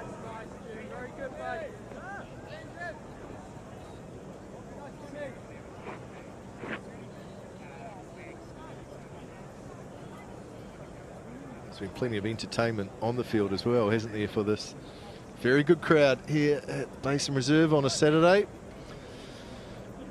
Dress-up day, as we mentioned, the kids got dressed up. Good to see the youngsters here. Edged up and over. Got a little bit of width and a little bit of length, and Latham said it's time to attack, and went up and over the slip cordon.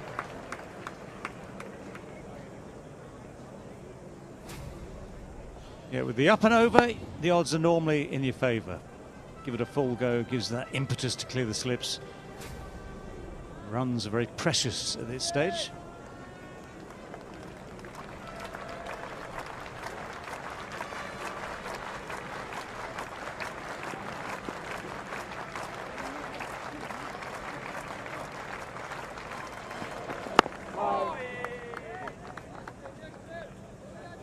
Feel at the moment that there's something happening every ball, don't you? You feel that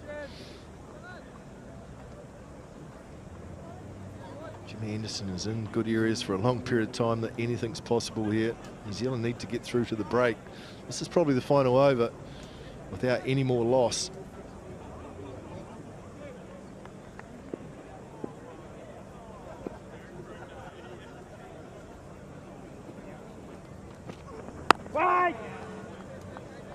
Yeah, if you're an opening batsman under these conditions, it is akin to finding your way through the wilderness to the promised land of runs in the afternoon.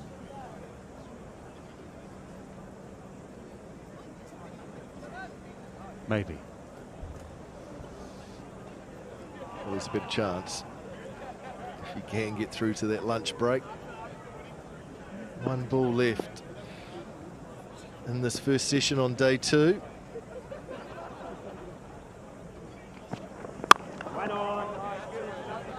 No run. And let's see what the umpires do. They flick the bails off. Looks like the players are walking from the field. And lunch has been called. Another dominant session for England. Firstly with the bat, and now with the ball. Jimmy Anderson has picked up 2 New Zealand wickets that has put them on the back foot. Latham and Young have had to fight hard, but they'll walk off at lunchtime knowing that they have the opportunity to bat for as long as they can for the rest of the day, which will be challenging. Yeah, 7 overs in, so there's still challenges ahead. Straight after the lunch break. 2.5-hour session, England pressing ahead first to the bat. Apparently intent on a declaration before the lunch break. They've picked up 2, which is the perfect start yet again. The evidence from yesterday gives you a clue that batting at the start of the innings is tough. If you can see your way through to, say, 20 overs, then it might start to get a little bit easier. But that's tough old start. Kane and Williamson, the men out, Norton 4 respectively. 12 for 2 at lunch. No surprise in terms of the wickets. Anderson, the one to strike today. Could have been Broad, could have been Anderson. Anderson bowled better, actually. Broad slightly offline, I think. Robinson just the 1 over. And overall, a long way to go in terms of this first innings for New Zealand and the match itself, of course. They're behind at the moment by 423.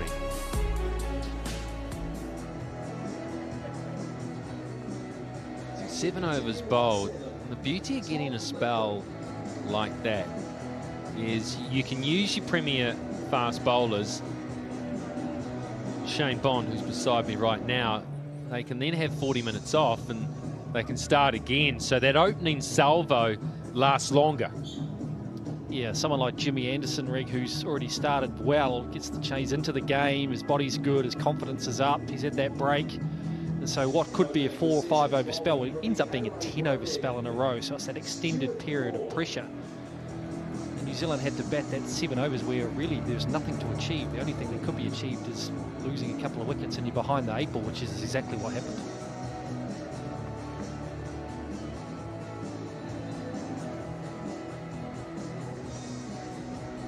I thought Anderson was smack on it. And he's been rewarded with the 2 wickets. Broad, he's only bowled a couple of overs, but he hasn't gone for any, but I don't think he quite hit the same consistent line and length in those first 2 overs that we saw up the road in Mount Maunganui.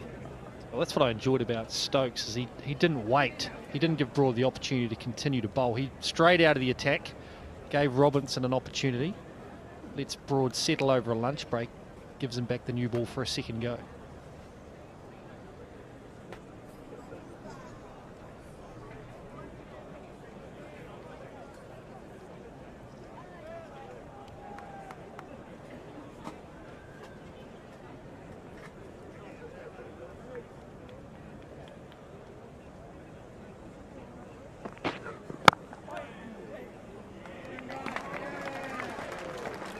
I think those sorts of runs are really important when you're in this situation. I know they're only one, but you get off strike, there's a little bit of release of pressure. You hit the ball as well. Yeah, we've seen very different game plans. New Zealand are content just to bat where they are, allow it to soak up that pressure. England from 1 to 5, 6, very proactive with moving down the crease, the bowler in particular. So New Zealand never really got a run of balls at one batsman. That's when they look the most likely. I think it shows the confidence in the bowlers too with the field. There's effectively 5 slips and no one else except mid-off on the offside. So there's gaps aplenty. England's still confident to keep New Zealand tied down. That's a great area there, but good runs for Latham. Quite like the round the wicket approach to Latham. In the first test, he drove at one, he edged it, dropped. And then soon after that, he got caught in 2 minds very late, got his off pole uprooted. So this round the wicket approach, he's an opening batter who likes to leave the ball early. So you're asking him to have to present the bat at the ball.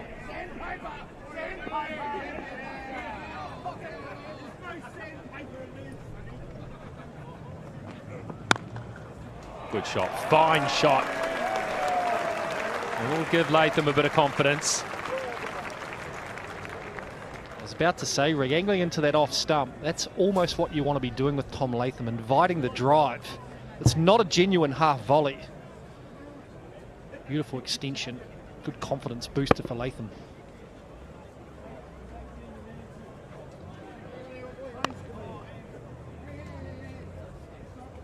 Yeah, if you're Broad, if you're Stokes, you're not too worried about that. But the balance was key there. One step and hit.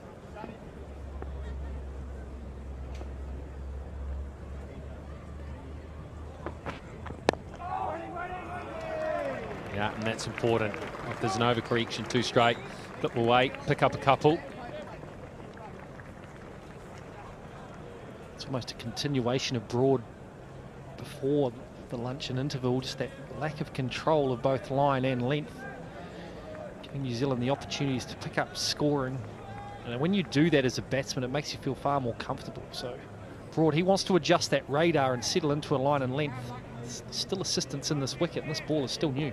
We had a target at the Mount, and the target was off stump. So he had to find focus there. He could attack the stumps with the new ball. This is a different type of situation here. If he's thinking, all right, what's my most likely form of wickets? It's caught in the slip cord and it's caught keeper. So now he's not attacking the stumps. He's bowling what we would call 4th and 5th stump. The other thing too is often in grounds around the world, the overcast conditions means the ball swings. Often it's different here in Wellington. It's the bright blue sky that brings about that swing. That's what Broad's biggest weapon is, the swing away from the left-hander. He's searching for it, almost trying to get too much swing. That's where he's missing both on the leg side and offside.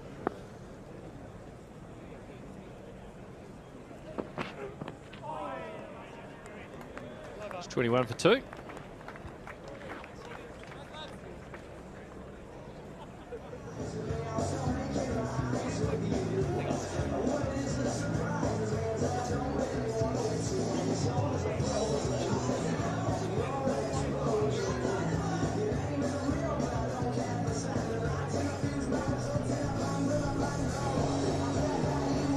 Opening the sessions bowling from the RA Vance stand in James Anderson.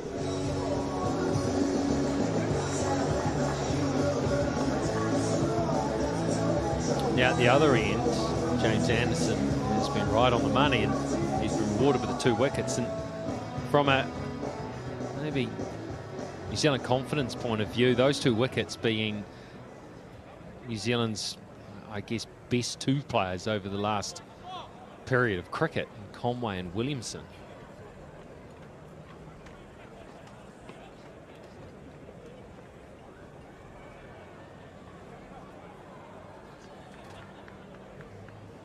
What have I got here? Duckett is running somewhere. I think he's running down 2 leg slips. So there's no one on the offside in a run-saving position.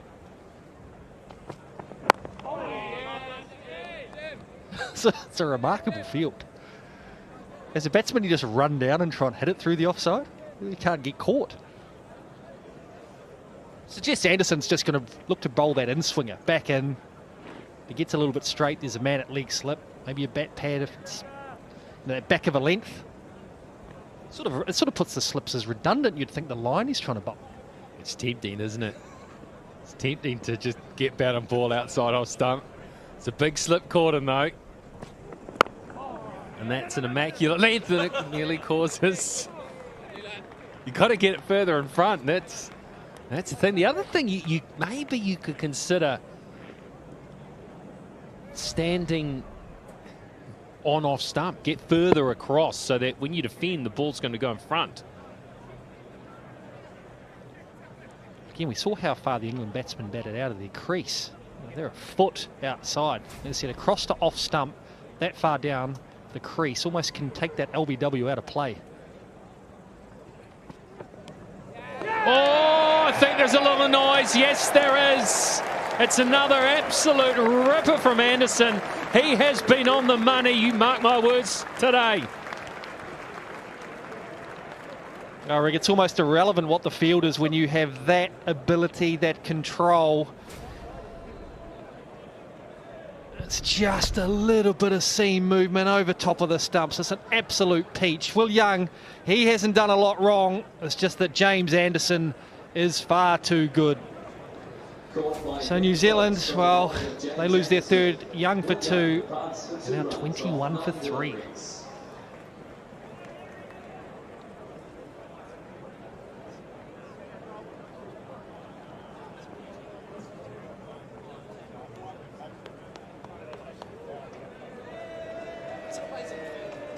The incoming black cap to the crease.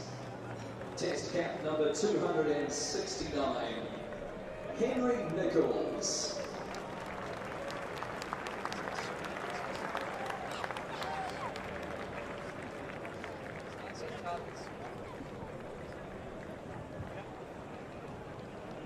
Henry Nichols, he's got a good average. He's scored a lot of runs for New Zealand, 108s. 800s. Oh, it's consistent. Imagine getting 108s. Just beautiful bowling. That's what quick bowlers bowl for. Batter just pushes forward. You take just the shoulder of the bat, fine little edge. It's perfection. That is fast bowling perfection.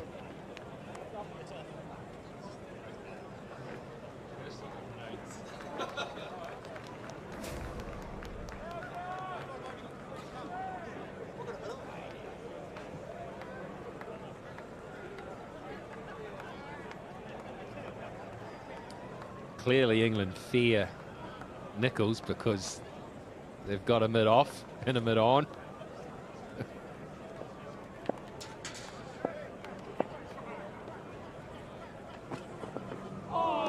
That's good lead.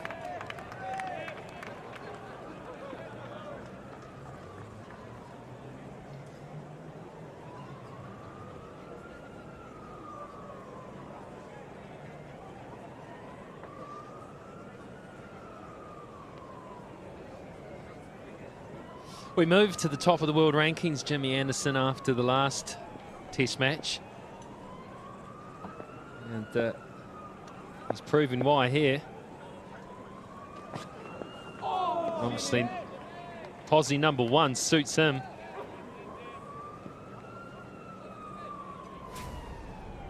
Just that length, it's a little bit of extra bounce, finding that shoulder, but it's why Anderson's so tough for both left and right, and in these conditions in particular, is he can move the ball both ways, and now that it's just doing enough, and his strength is that consistency, that's why he's the one with the 3 wickets. Such a great bowler.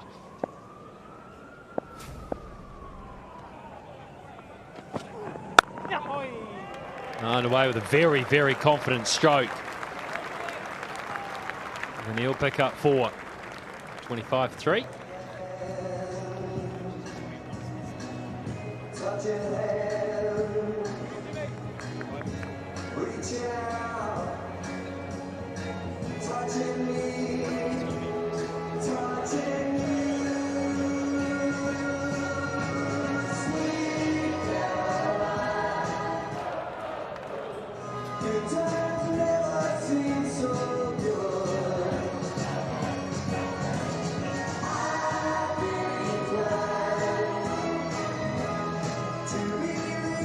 Stokes bowled Anderson. That's what the quicks like, don't they? The new ball quicks, they love that. Caught the wicketkeeper, bowled you.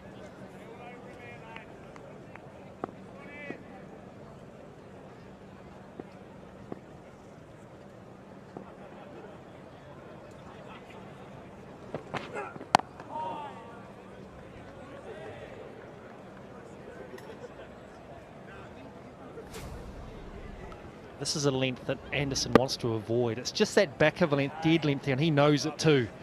Provides Nicholls the opportunity to get underway early in his innings, which is a confidence booster for him. Struggling with a little bit of form. It's well put away by Nicholls.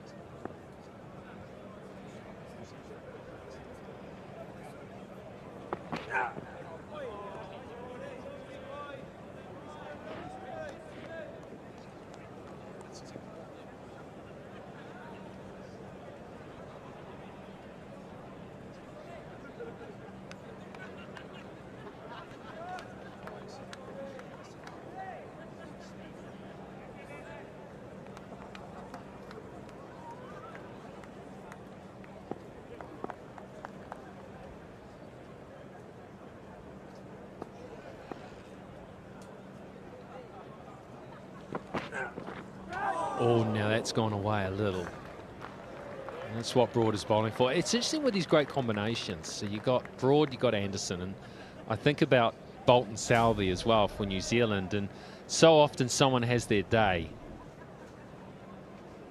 Maybe the other part of the bowling partnerships down at fine leg brooding because they're not getting the wickets, and they front the next day or the next game and pick up the wickets. I think it's as much of that the great partnership scenario as bowling together. I think there's a natural competitiveness too. I think they do want to outdo each other. I think you heard that with Waka Yunus and Wasim Akram. I know there's a natural competitiveness between Bolt and Southee, but it ends up complementing each other. But you actually want to do better than your mate does. They're a unique pair. Is that Broad? How many? He's done it so many times where he gets on a run and rolls through teams so often. Anderson's similar. It doesn't matter where it comes from as long as one of them's doing it.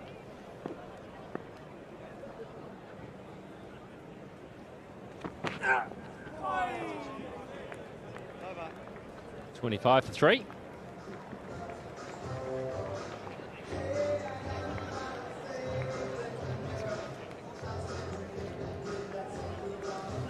He's been around for a wee while. He's over 40 now. He started 20 years ago.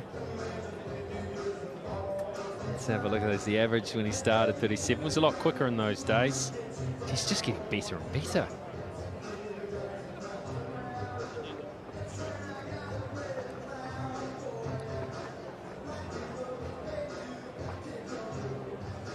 What's he going to be like when he's 50? I handed the caps out to the New Zealand over 40s team the other day. We're going to a World Cup. He could play in it. He would be useful. And he's allowed to play. Isn't that? You turn up with the world's best bowler in your team.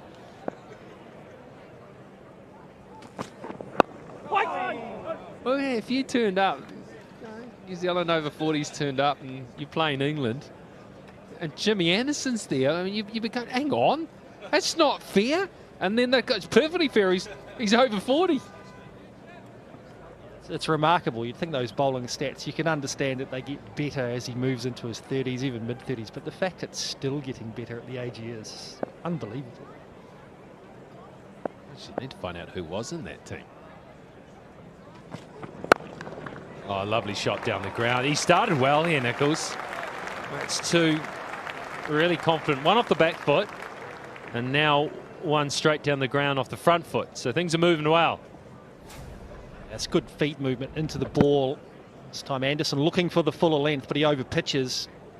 Shows a good intent from Nichols to put that away. So who in that New Zealand over 40 side? Because there's two types of players. There's ones they end their first class or international career, never want to play again, ever. Ever. Well, there's 40s, 50s and 60s now, so it's, you know, they say a long time retired, but these days you're not. You're almost, it's the other way around. The players of note are the Marshall brothers.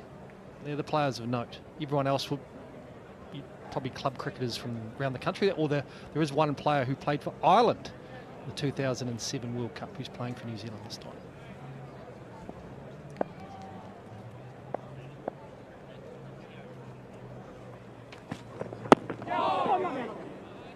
Those Marshall boys love their cricket, don't they? But they're still quite athletic.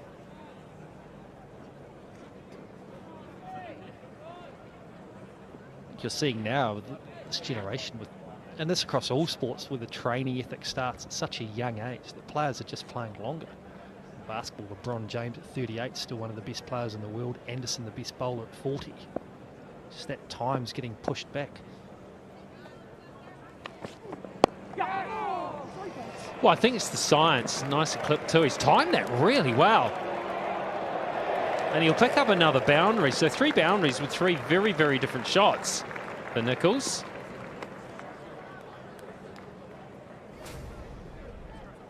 It's good stuff from Nichols on the hip. It's the timing that's impressive. This is where you don't want to be one of those fatalistic thinkers where you think, man, I'm batting well today. I bet I nick a real good one.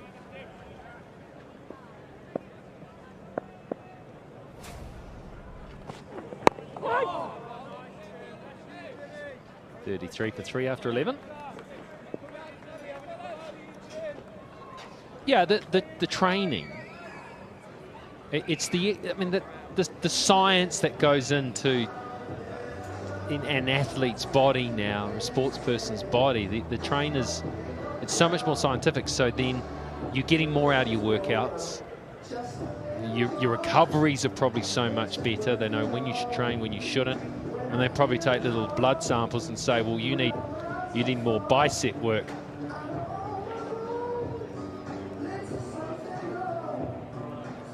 Well, there's a fella that he still plays. I think, how old would Chats be? Ewan Chatfield, one of the greats.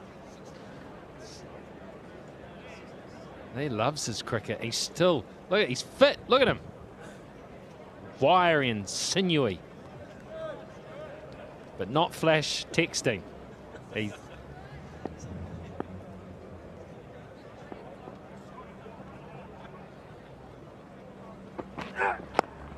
off the outside edge. He should run down the boundary for 4. So they're all good runs.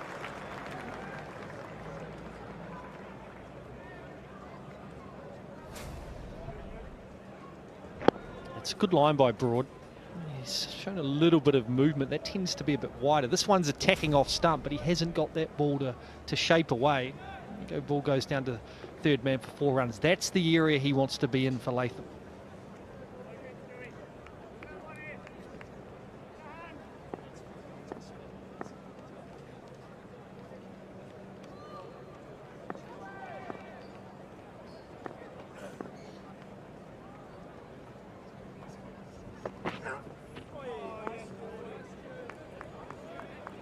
You have a look at this, and there's some good balls being bowled, but I mean, there's so many deliveries with even with a ball that's just 11.2 overs old that are just going through very placidly.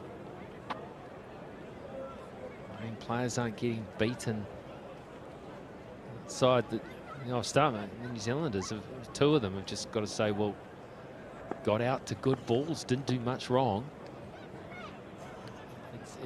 It's a very playable surface.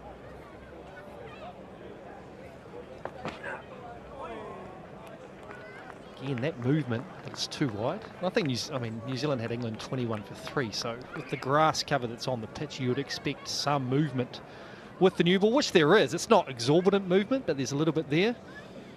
But again, you're going to get success through consistency. Anderson, particularly in his first 5 overs, got that reward. Matthew Henry did yesterday. Again, it's going to be what do England do when they follow up. Expect similar sort of consistency from Robinson. That's a trait of his bowling.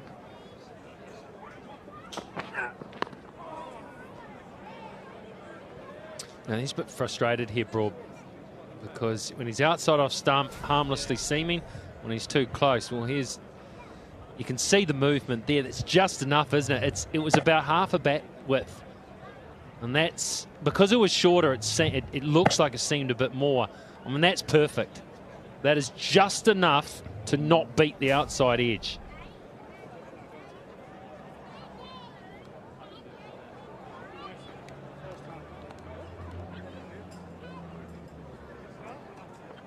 I've seen a number of bowlers sitting in the outfield, actually sitting down trying to remove the mud from the shoes. It's quite a damp outfield. You can see the marks where the bowlers have run in, so you do pick up that grass, dirt into your shoes, which then accentuates that slippage at the crease. So Yeah, you drag it on, don't you? It's not like the pitch is wet. You drag the moisture onto the surface. That's good area there. I think you probably played in that test match in Dunedin where rather than using sawdust, they came up with the ingenious idea of using kitty litter. And it wasn't so ingenious after all, was it? You know, kitty litter is just little hard bits that ended up all over the pitch. It was like someone had just thrown pebbles all over the pitch. It's pretty flat down there, so anything to get some movement. Yeah, it was bizarre. It was very bizarre. But often New Zealand pitches are very grassy, so bowlers do have an issue of sliding. Hagley's one in particular on the first day where bowlers have real issues getting grip when they deliver. And nicely tucked away by Nicholas Gentz, and he's underway very nicely. Very productive at the moment. Chance of 3, they'll take it. 41 for 3.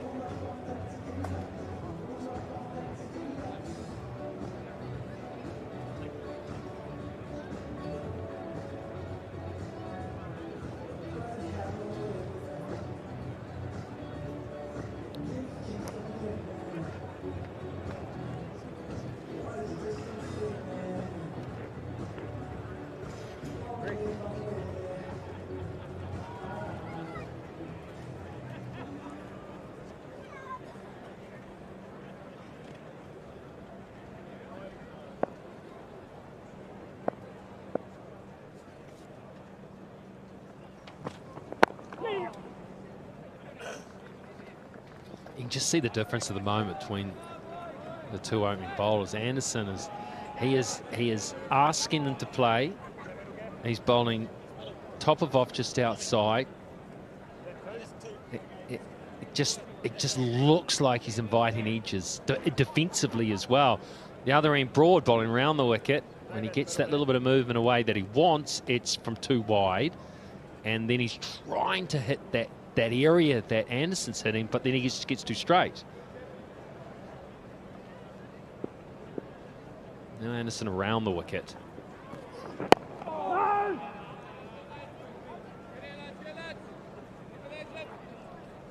He's funny, Anderson, too, when he bowls a delivery that he must know when he lets it go that it's not the right area, and he almost stops. He doesn't follow through. A little scratch at the foot mark as well, coming around the wicket. He's bowling into what is that's a strong wind, but it's a gusty wind.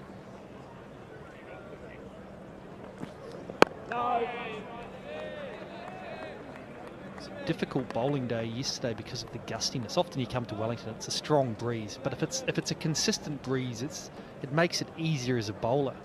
When it's gusty, you get no rhythm in your run up. Your timing can often be out. It's cool. Well, I think that's the difference between the southerly and the northerly here. The northerly gets strong, but can be just consistently strong. The southerly comes in puffs. Nicely punched. It was full. He waited. Just punched it. Oh, better run. The throat. Not good enough to impress James Anderson.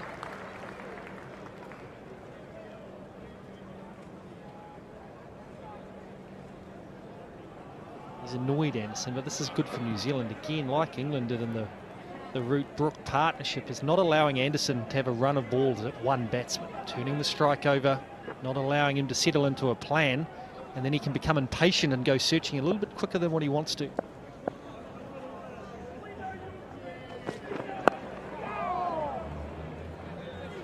He's a bit frustrated here, Anderson. He's got very high standards for himself because he's not happy. He's got 3 for 26. He's the pick of the bowlers so far. He's scratching around at the crease, muttering this and muttering that. Muttering to the batsman too. You definitely know he's not happy when he's muttering to the batsman.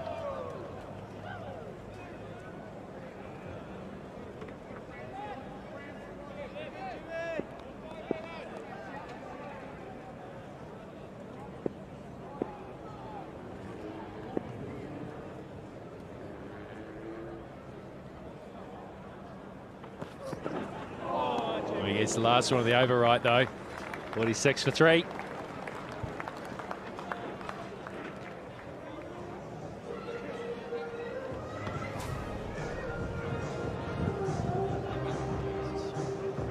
Just lifted a little bit, maybe a fraction away.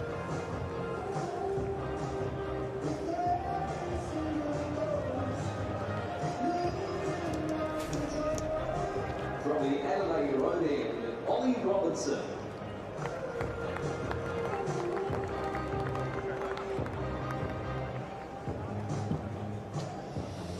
Okay then, 46 for 3. Distance between the two sides, 389. Robinson next to operate. England, of course, have 3 very, very high quality fast medium bowlers to use with this still newish ball, 13 overs old. Pressure is on, definitely.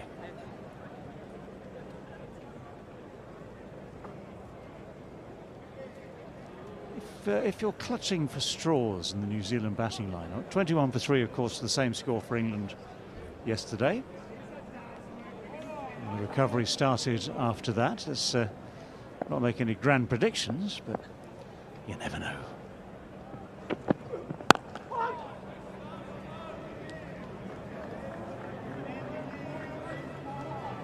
Put on 302, you reckon? No need to be quite so greedy, but let's build it up one by one, 10 by 10, 100 by 100.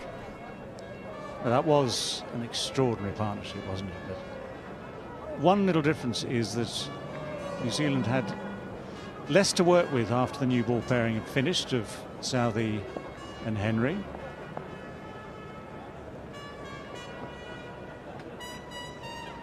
The seagull, you just can't control the seagulls, can you? No matter how often you explain the laws of cricket to them, please do not move behind the bowler's arm, but especially in front of the bowler's arm. There it goes.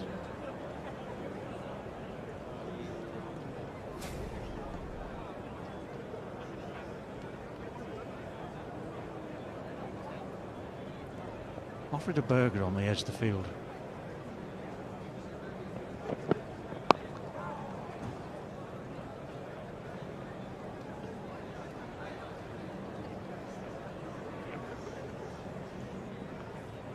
There are famous instances of birds being hit off the bat. Once I've seen actually out of the hand. I think in Adelaide there was one out of the hand. So be warned, Mr. Gull or Mrs. Gull, I'm not quite sure, to be honest. Maybe Miss Gull.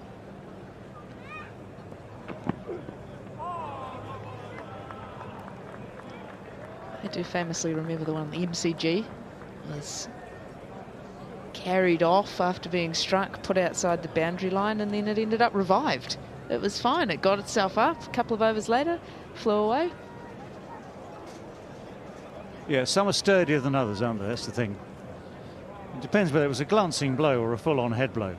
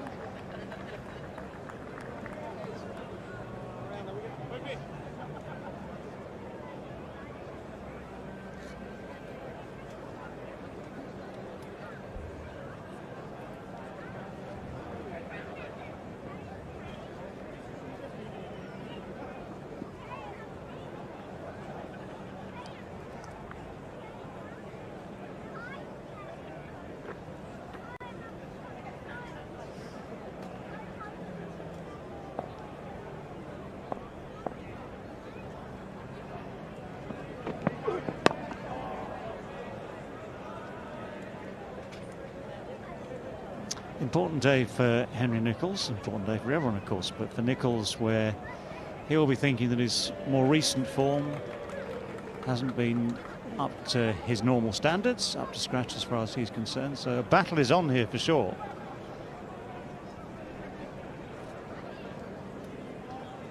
Yeah, 130 runs in his last 10 innings, average of just 13. Oh, a nibble. Good bowling is a definite nibble. 46 for 3.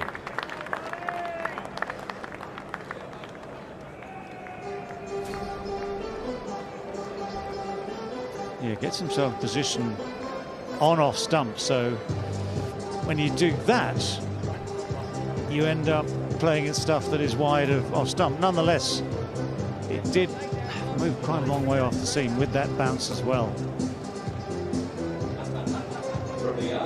Standing Stuart Broad.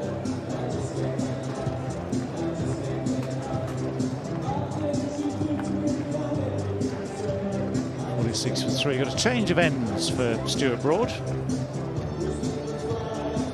Anderson, of course, is the man with the wickets to his name. Broad so far number 20 from 5. Now he's had the wind as it stands largely behind him, so he's now going to have to adjust to strongish breeze coming into his face.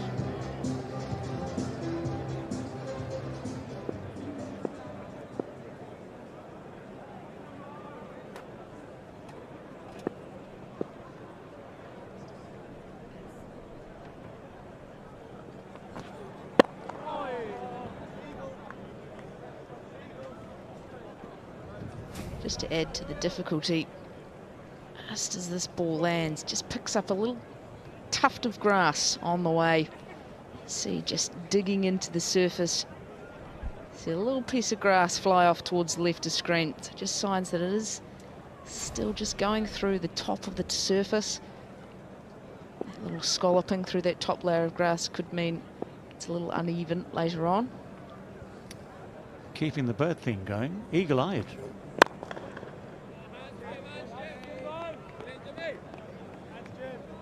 Yeah, the point about that play and miss, though, was in the end, when you look at where the ball was, it was well wide of off stump. So by doing these things you try and do to negate, shall we say, one way of getting out, you then introduce another chance. You're now playing at something. Again, I'll make the point, it did move quite a long way and bounced as well, so hard to edge, but you then make yourself vulnerable elsewhere.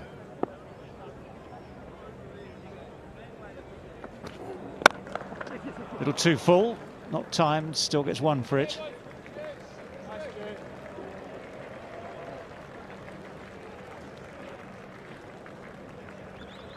I actually think this is a surface that could really suit Ollie Robinson. Just think with the extra height, he's still got that ability to bowl the fuller delivery, but he can bowl it to extract some bounce out of the surface, and this Basin Reserve pitch definitely has bounce. And so because of the length he's able to bowl, you always feel like you have to play at it. So just another way to be able to bring the outside edge into play.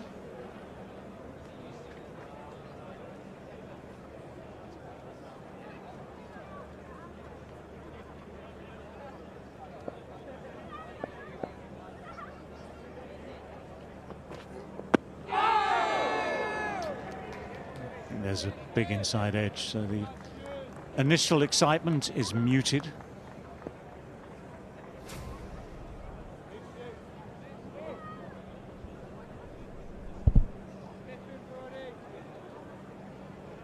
Yeah, just a little high, but still prodigious movement off the surface. But it is that bounce that we were talking about that again to the fore saves Henry Nicholls on this occasion.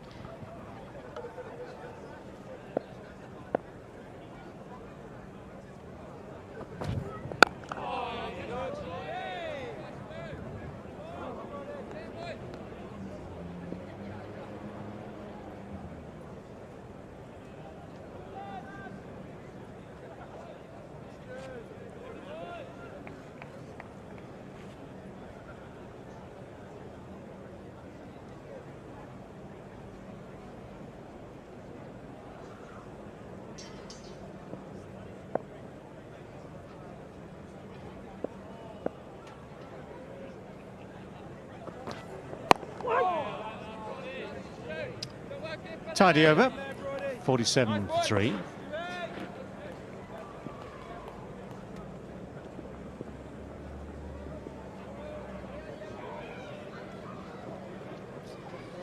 Well, for both these respective first innings, the early overs have been mighty, mighty testing.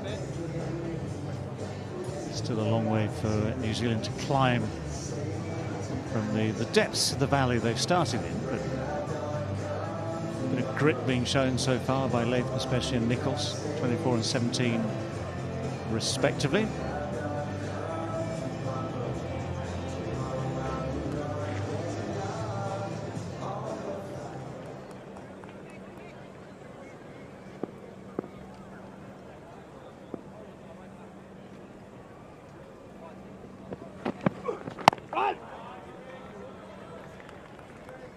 The thing about Ollie Robinson, I think, with this pitch, Frankie, you're mentioning that it might well suit him. I think he's just got to be pretty careful about his lengths, in the same way as Broad and Anderson have worked very hard to push it up a little bit further.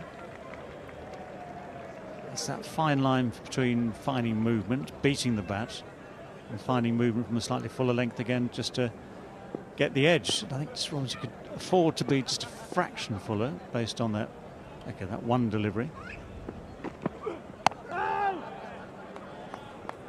Somewhere around there is a good length, I think. And then if something happens, you've got a batsman committed to play. If it's enough to take the edge, then happy days if you're the bowler. It's been a good series for him. It's been a good few months for him, actually.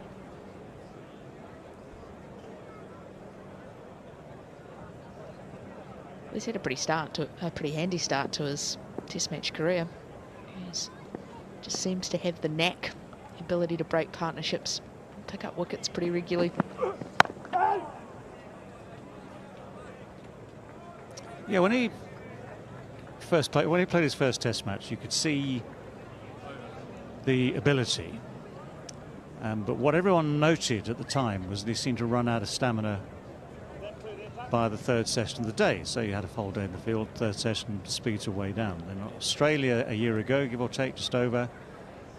Lots of questions being asked about his fitness. But since then, he's taken everything on board, improved his stamina, fitness, commitment. And he is getting his just rewards because of it.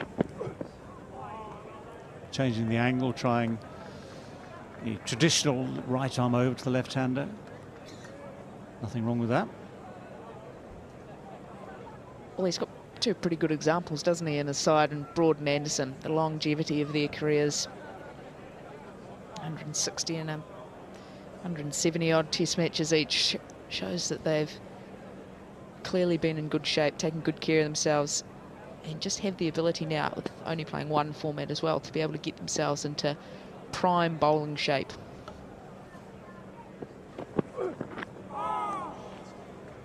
It's nice. Nicely left as well. Yeah, I mean, the modern game gives you enough opportunities to work hard and enough opportunities to get the breaks in between. If you're playing all formats, of course, it gets trickier. But for those that are, shall we say, dedicated to, say, the red ball alone, you get a lot of gaps. So time to recover, in fact, sometimes too much time. It's what you do in between to keep yourself in the right sort of shape to pick it up as soon as you get back to it. That counts.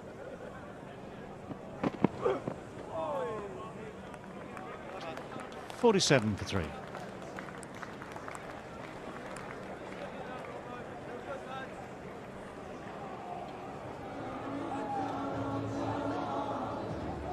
One of the great things, isn't it? Learning how to play Test cricket. If you come into a side that's successful and you've got confident people around you, then the whole game seems so much easier. Coming into a side where there's a lot of confusion, lack of confidence, you know, you've got to fight your own battles. You've got no one to talk to, really.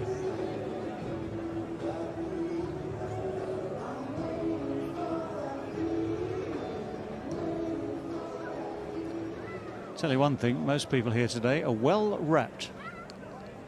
Plenty of layers.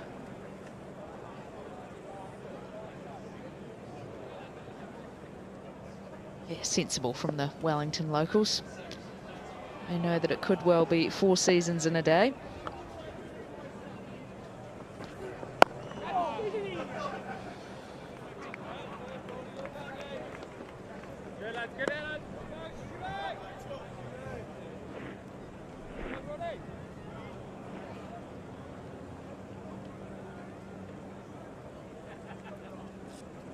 How much difference do you think it makes to a bowler of Stuart Broad's experience when his captain shouts, "Come on, Stewie," from 40 yards away? Well, he also was the man that Stuart Broad, he decided that the bandana was what was bringing him wickets, so maybe the encouragement from first slip is all he needs. Well, it worked for Mark Knopfler.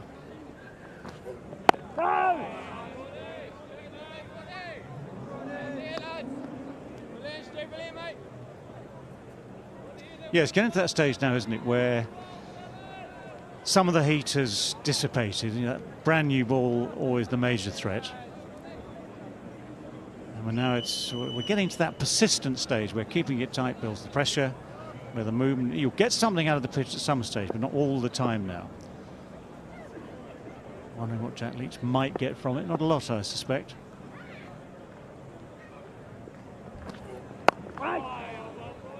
As and when his time comes, Jack Leach. Saw Bracewell bowling earlier today, and by using a lot of air, got the ball to turn. I've said it before over the last few months. Caribbean, English summers, overseas again now. Leach is less likely to toss it into the air and take pace off.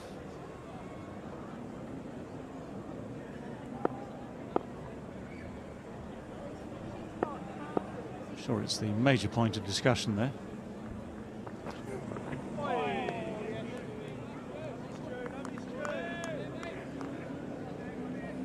It does take a little bit of adjusting between venues and surfaces here in New Zealand, more so for the spinners than the seamers. Your length is roughly there or thereabouts the same, but there are some surfaces that'll definitely have something on offer for the spinner. Noticeably what you see here at the basin is bounce, but if you can get the ball to be gripping in the surface and getting off the straight as well, all of a sudden getting two of those aspects, you actually become a dangerous option. And it's not saying you're going to turn up and rip teams out. That's absolutely not the case. I think across the last 5 or 6 test matches, spinners have averaged over 50 with the ball. So it's not saying it's a ground where they're going to have a huge amount of success or come to it really easily. But there's just enough on show from Bracewell to suggest that there's a role for the spinner to play during this test. And I think if Leach can find a way to be putting a lot of revs on the ball, trying to spin the ball hard, then he might actually find that he can draw the odd mistake out of the New Zealand batters. It's nicely played. The legs are pumping in pursuit.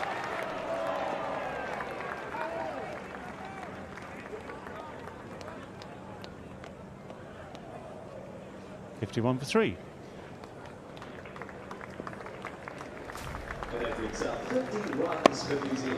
Yeah, it's a nice shot with just the economy of movement, just letting the ball come to him, using timing rather more than any sense of power or brute force.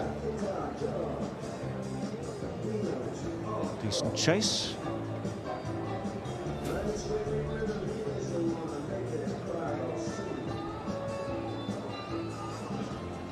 Well, the ball has stopped doing things, so obviously it's the ball's fault.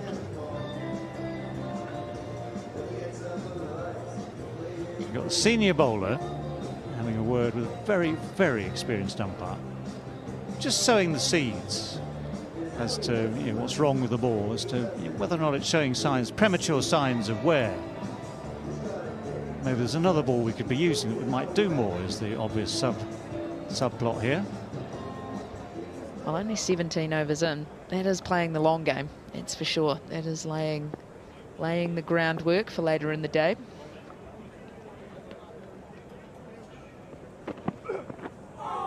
Good leave.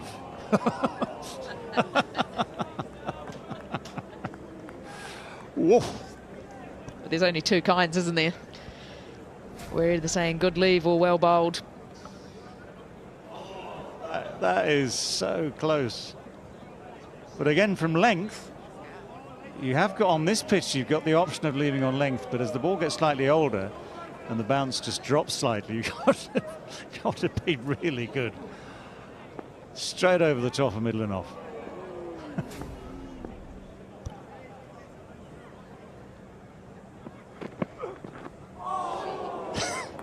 Not such a good leave. That's the one that, I mean, that's the follow. That's a good follow-up, isn't it? Because he's just left one. Latham's left one, which has just bounced over the stump. So he's now thinking, maybe I need to get a bat on the next one. It's just a fraction wider, a little bit of something on the surface as well. So the good news is he didn't push out at it. I'm pretty sure he analysed it, looked at it, didn't push at it, didn't follow it. Therefore, in a sense, just allowed it to pass. But yeah, you start to play at it.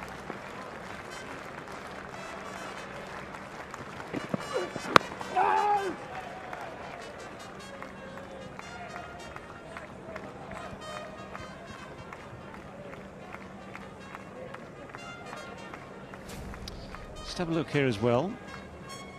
What happens when the ball pitches?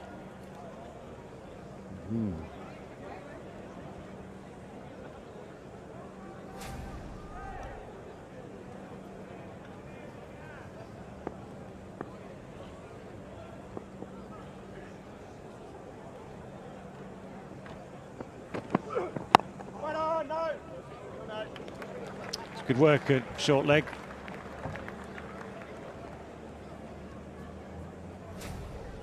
Ollie Pope, the man who is slightly deeper actually than traditionally speaking short legs would stand. We see these trends. I mean, some years ago, short leg would be that much closer. You just take away the... Is that grass or... It's grass, isn't it? So the good news, it's not a lump of turf. Oh, no wonder.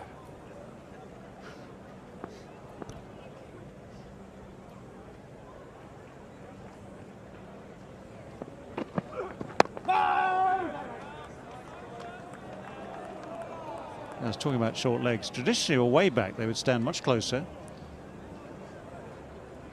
Only there really for one that just pops up off, maybe inside edge onto pads, maybe a glove.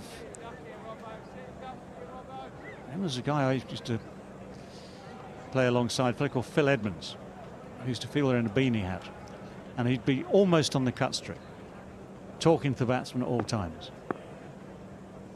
Never caught one. See, that's he was very good there. Couldn't resist the line. 51 for 3.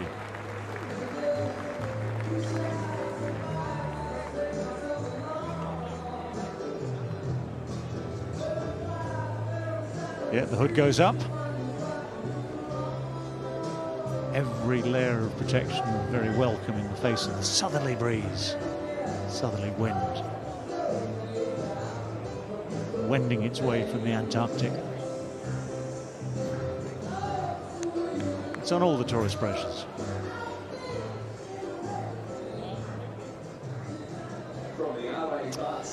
So it is indeed time for Jack Leach, who will be into the breeze.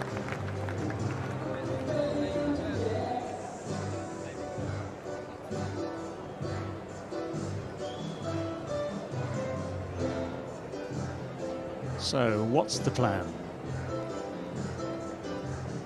Got the current captain not talking to the bowler, you've got the ex-captain talking to the bowler.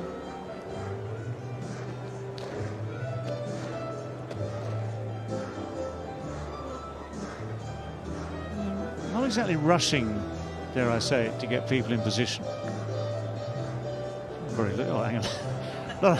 Not only that, Jack Leach has just had his little loosener, delivered it to Harry Brook, I think it is, and the ball has ended up 2/3 of the way to the boundary. So if you're thinking of having a quiet break at home yourself, now's the time to put the kettle on.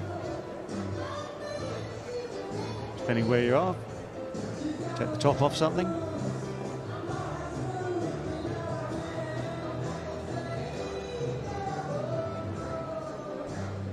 Benny and the Jets playing in the background. We've probably got time for the full song. In fact, the whole album. In fact, all of Elton John's greatest hits.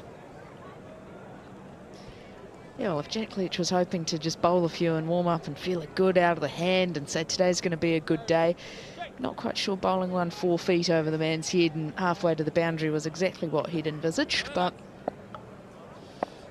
Hang on a sec, sorry, I hate to interrupt, but I think he might bowl one. Yeah, what you'd expect from Jack is obviously he'll just try and settle into a line and a length. He's not going to be tossing it up straight away, if ever. So he's going to try and settle into that line and length, deal with the breeze first of all.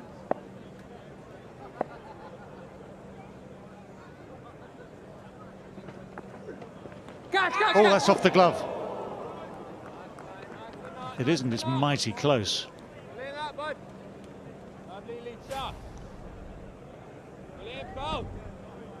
Off the shoulder. Maybe not then. It's bounce though. That is encouraging for Jack Leach.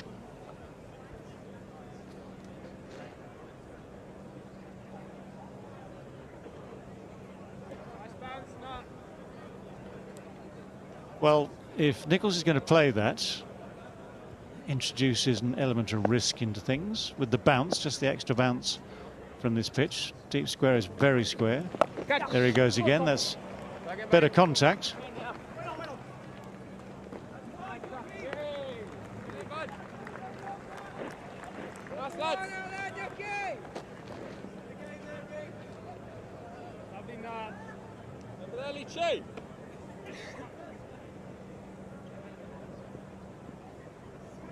Well, see what Tom Latham decides is the best way to play. If he can see it through the trees, of course, that's the next slight issue.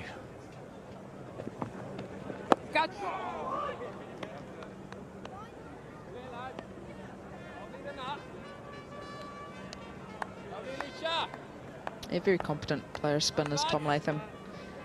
Very organised in the way he goes about things.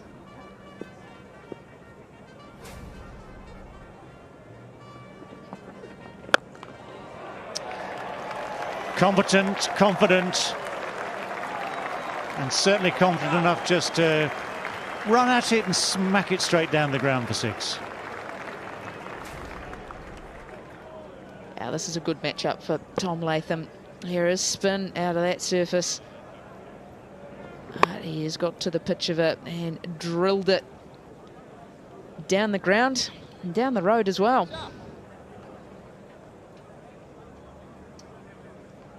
Well, Jimmy Anderson might get his wish then. A different ball.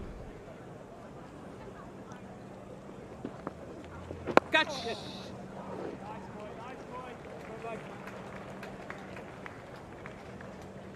59 for 3. And the burning question is, where did that ball come from? They've been declared officially missing. There's police looking for it. All points bulletin, where's the balls? Seems to must have been attached to elastic. It's just a very keen fielder out there, perhaps. Maybe someone waiting to get into the ground. Ended up in their lap and just lob it back over the fence. There's someone lying unconscious out there. Their wife's just lobbed it back.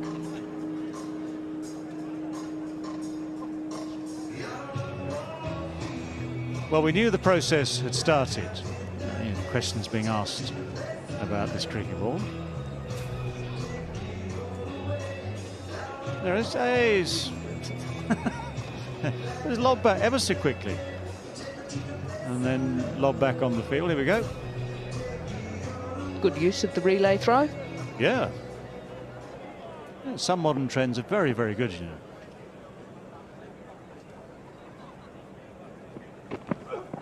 Run on!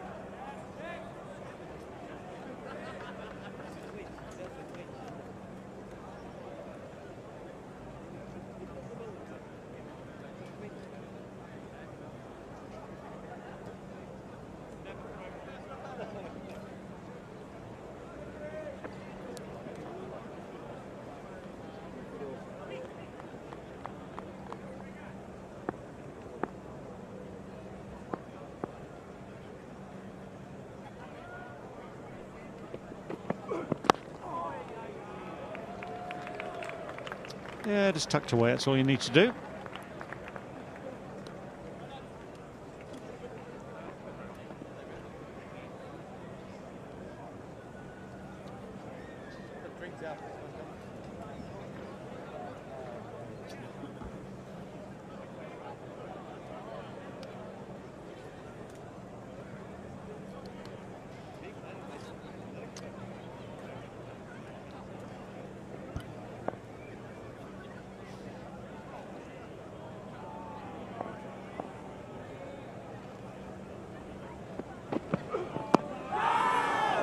Ooh.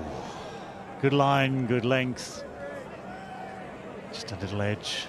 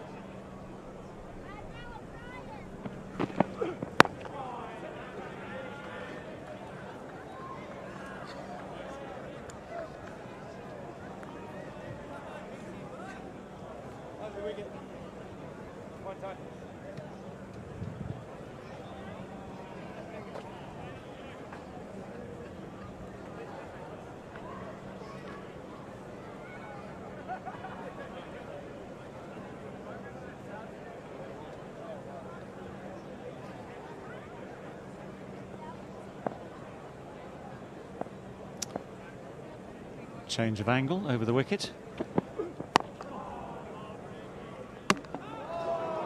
Ooh.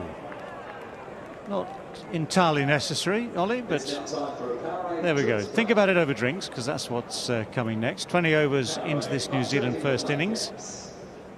Early storms have been weathered. 60 for 3.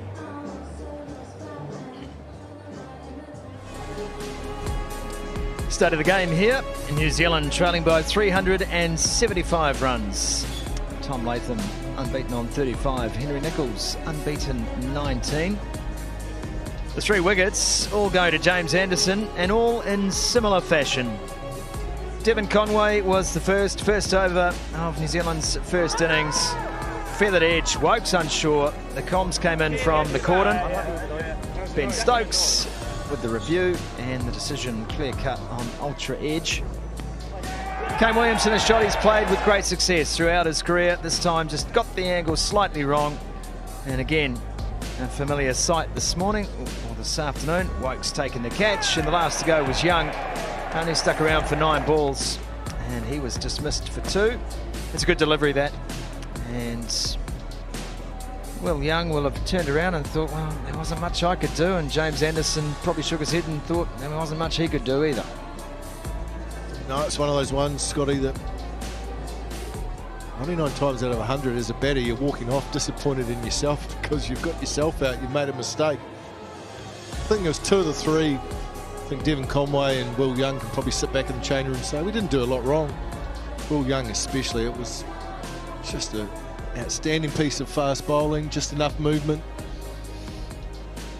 Little recovery here for New Zealand, which is good. A partnership of 39 between 2 Cantabs, Latham and Nicholls. Putting together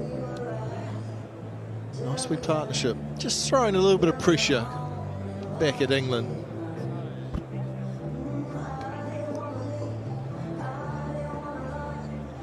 Yeah, they are digging in, and England have been so accustomed to having everything go their way so far in this series. But maybe just a little sign of frustration from Ollie Robinson. We'll have a look at that in a second. Jack Leach will continue from the Chatfield end.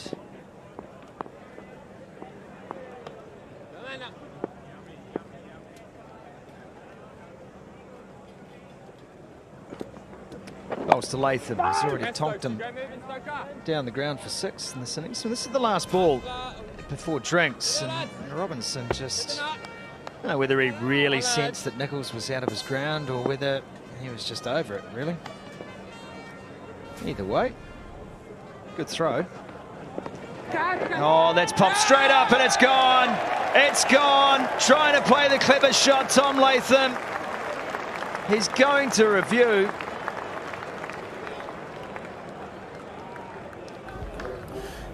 Third umpire director, we have a play review for catch. I have checked this is a fair delivery. Original decision not out. Please give me the front on screen.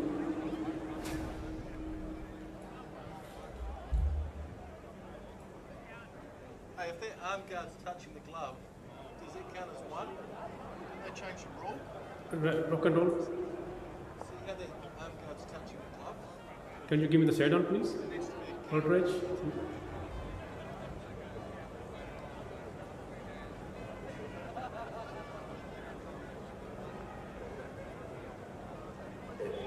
Yeah. Strap on the arm guard. It's a new rule when you come on the ground. Roll forward, roll forward, roll forward. Looks to me miss the gloves and hit that elbow. Okay, can you go with the Aldridge, please? Roll forward, roll forward. Roll forward. Yeah. That looks close to the edge of the Can you roll? Can you go in the front? Front vision, please.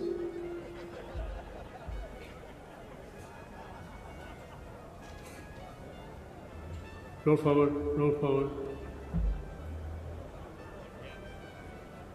Give me the ultra edge, please, again.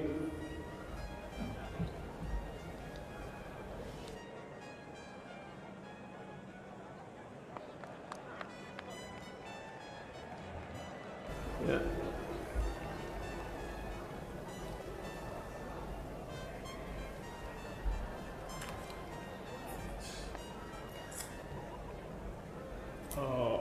Can you give me the front arm, please, again?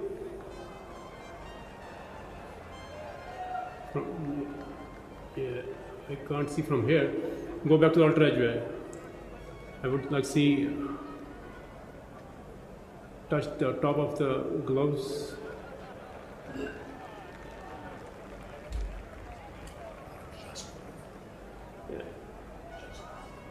Yeah, looks like just touch the top of the gloves, the wristband. Yeah. Go back to unforgettable pipe, please. Chris, stay with the decision out. Wait for the call, your screen. Tom Latham can't believe it. He says that's off the arm guard. Alain Dar has adjudged that to have touched a part of the glove. And that is the part of the glove that goes around the wrist. Right there.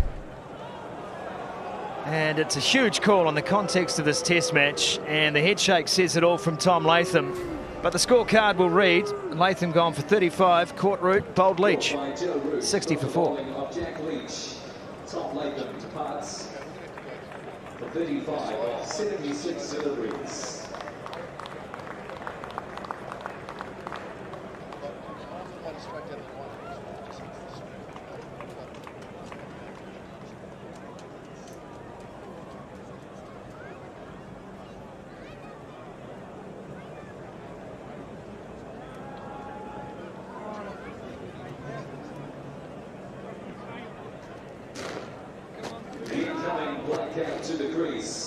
Oh, Daryl Mitchell has come to the crease after what will be a much talked about dismissal.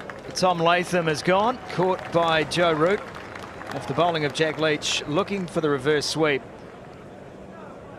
Tom Latham thinks this has come off the arm guard. He does, and from this angle here it looks like that's the first point of contact is on the strap on the arm guard. Down the line here it looks like it hasn't touched the top of the glove. First point of contact is there. When you look at it side on, you can actually see that before, there, you can see a frame before there's actually contact, which I think means that perhaps there was a touch on the top of the glove before it goes into that strap on the arm guard. That's there. That's the frame right there that Alain Dar's mind was made up upon. Yeah, because it's touching something, it's hit something, there's a squiggle, and it's right on top of that glove, or the armband on the glove. The out decision stayed. There'll be disappointment from Latham, I'm sure. It wasn't one of the easiest ones. There's conjecture in the commentary box about whether it was out or not. Yeah, that one frame would suggest to you too that that is a heck of an on-field call from Chris Gaffney.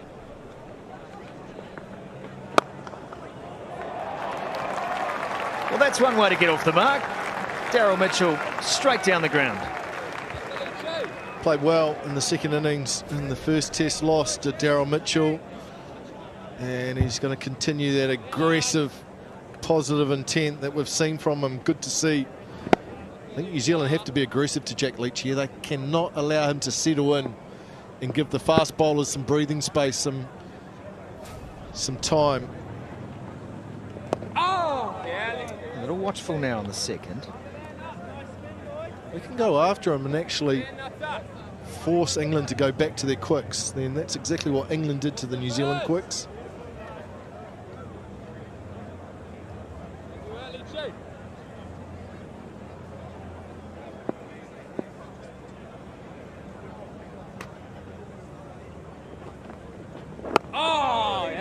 The other thing too, Scotty, is that armband. You can see Daryl Mitchell. That is part of the glove, so it might not hit the physical glove, but it hits that, just that It's about 1.5 inches there, but of armband, that counts as the glove. Oh, yes, Leachy. It's a good over from Jack Leach, a successful over 2, 64 for 4.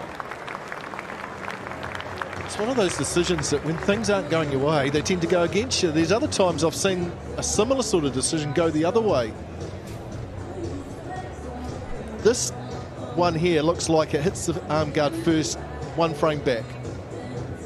There, but it's actually hit the glove or the arm 1 frame before, right there.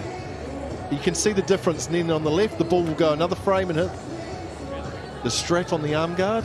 There, that is the difference.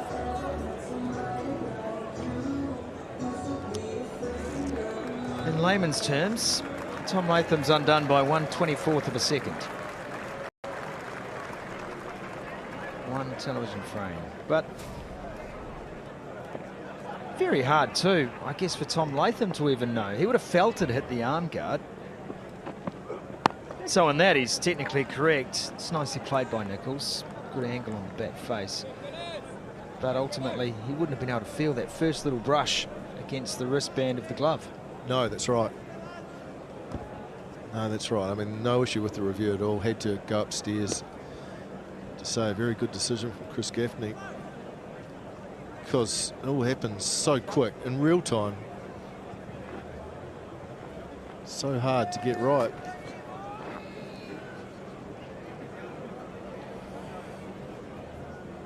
New Zealand 4 down now. England just keep chipping away, don't they? There's a nice wee partnership developing there between Latham and Nichols. Now these two have to bank in for a while. Nichols has looked good, 20 from 30, looked very positive. Footwork's been good too. Not just 4 wickets down, Mac. 4 reviews down in this test too. Hasn't been the greatest use of the DRS from the home side. It pays to mention the great crowd that is in here again today as well, but also I know that around the country here in New Zealand some people are still doing it very tough, and they've been battered again over the last 24 hours, and possibly more rain to come. And for those of you in the hardest hit areas, we haven't stopped thinking of you. There are plenty of ways to donate and help out, so if you're able to, please think of doing so. Plenty of organisations that are running fundraising options for you online for the people of Hawke's Bay and up through Wairoa, Tairāwhiti, East Coast, Gisborne, and I know further north in the west of Auckland too. We'll be needing plenty of assistance. It's been a horror show here over the last few weeks weather-wise for New Zealand, but hopefully we can all come together and help out how and when we can.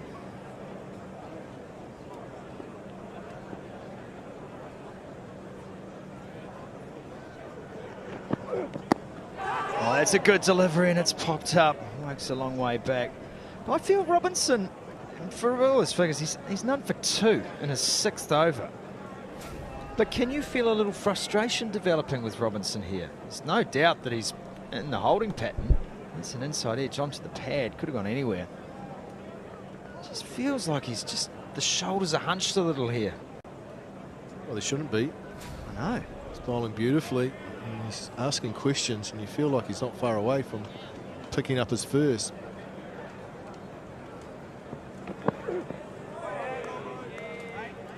Interesting talking about the reviews, Scotty.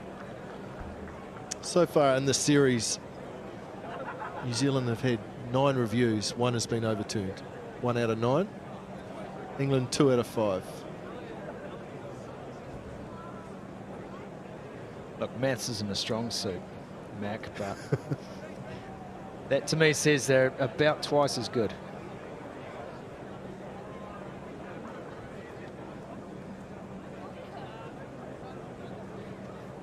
Jack Leach getting some advice on the boundary. Robinson, last ball of the over. He is bowling well. 22 overs have been bowled here, 65 for 4.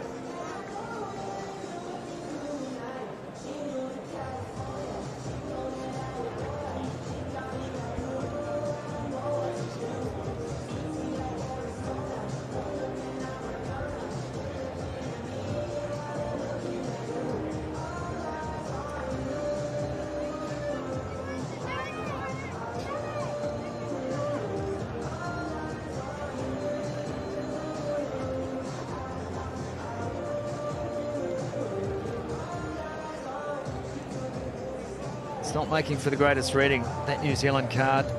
Latham, the last batsman, dismissed. Caught by Root off the bowling of Leach. Latham going for the reverse sweep.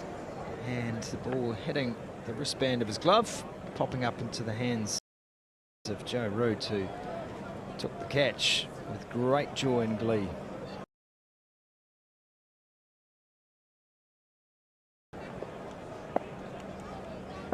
Leach to continue.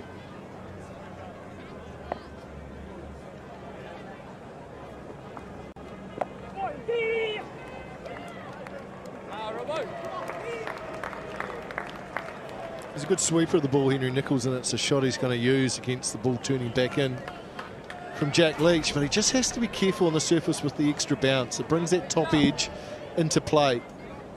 Surfaces that bounce is higher, more pronounced, sweeping is more difficult. I wonder if he just read the flight on that delivery too. That one was one that was low and flat from Leach, was unlikely to get that bounce. One that's maybe a little bit more lofted up, slowed up. If you look at the trajectory of that delivery, same that one too, and that one's even better. Gone to the boundary for 4. Same delivery, same pace, better result. Nice control from Nicholls. Got over top of it. And the fielder was in front of square, which is interesting. That one would normally have gone straight to the fielder. But they've left that gap open behind square with the 45, so maybe looking for a top edge and trying to entice Nicholls to play that shot, because fielder left a screen on the boundary is probably 10 metres in front of square, which is because the other two fielders are behind. It's a really interesting leg side field, isn't it? It's like 4 players in a trapezoid formation. Because short leg has gone behind square, you're only allowed 2 fielders behind square, so short leg has. So that fielder on the boundary has to come in front, which is unusual. Usually short leg's in front, and then you can have that man behind, which I think is probably a better position, but they feel that Nicholls might just work one off his hip. Tolly Pope at short leg. Got him in almost a leg slip, a leg gully catching. You can see why it's there, but again they take advantage of that scenario, and it's been hit to the boundary behind square again. Well, that's the risk you have of having that fielder in front, because the sweep shot's going to go behind, and Nicholls has played 2 really well this over, picked up 2 boundaries. That's just a conventional sweep, and that man there is actually not in play. So I think England just have to make a change here, bring short leg in front, bring the boundary rider back in the direction of where that ball headed. Exactly what they've done, Mac. Exactly what they've done.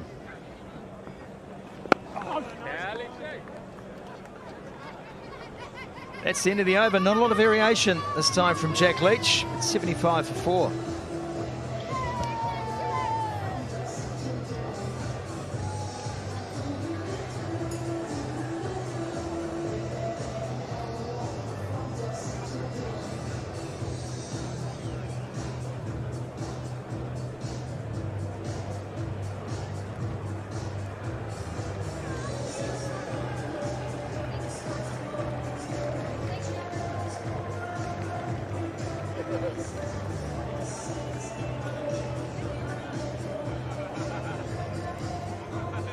Ben Duckett coaching Jack Leach, not something you thought you'd see today.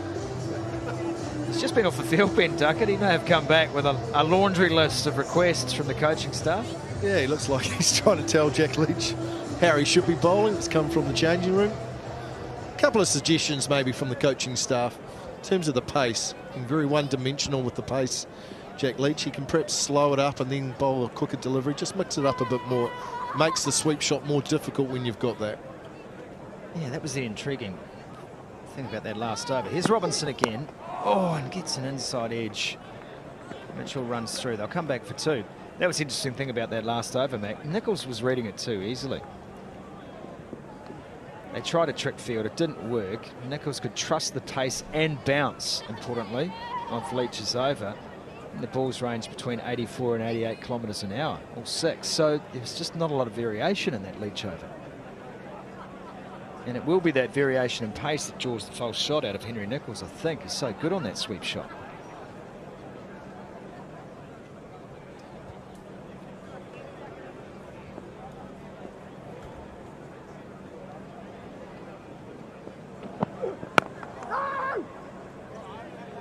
Again, Daryl Mitchell's been proactive. He's batting outside his crease. So we saw that from a number of the England batters throughout their innings. Harry Brook, Joe Root. Daryl Mitchell did it in the mount as well. That's what I like about him. He's not prepared to just sit back and say, you can bowl in this area all day long. I'm happy just to let it go. Joy's playing against England. It's a pretty good average. Does he what? But he's being proactive. He's saying the odds are more in my favour if I bat a little bit closer to you. And that's the option I'm going to take.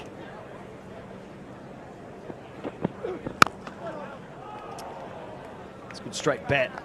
Robinson still has gone for just 4 runs. But look at where he's bowling, Robinson. And you're not surprised to see the grouping there, right on a length. Yeah, it's a nice grouping, isn't it? To the right and left-hander. It's really consistent around that 6 to 7 metre length. He's just getting the odd one to nip. Just a little bit of nibble, which is all he needs.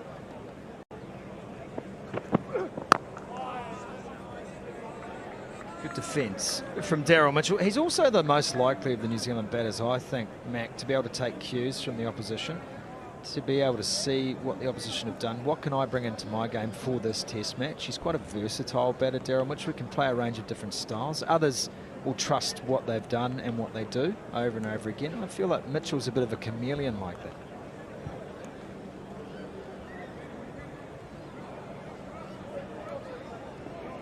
Almost a kind of borrower of concepts.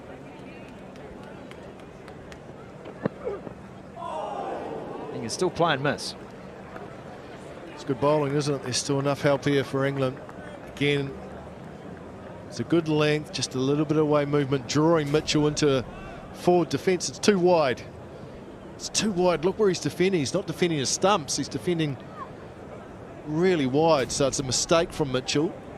Good piece of bowling from Robinson. Good wee battle here.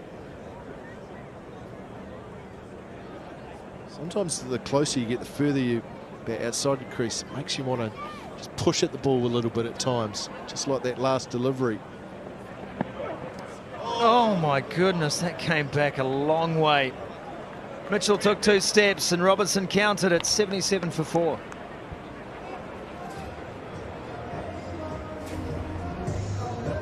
Just on the walk this time.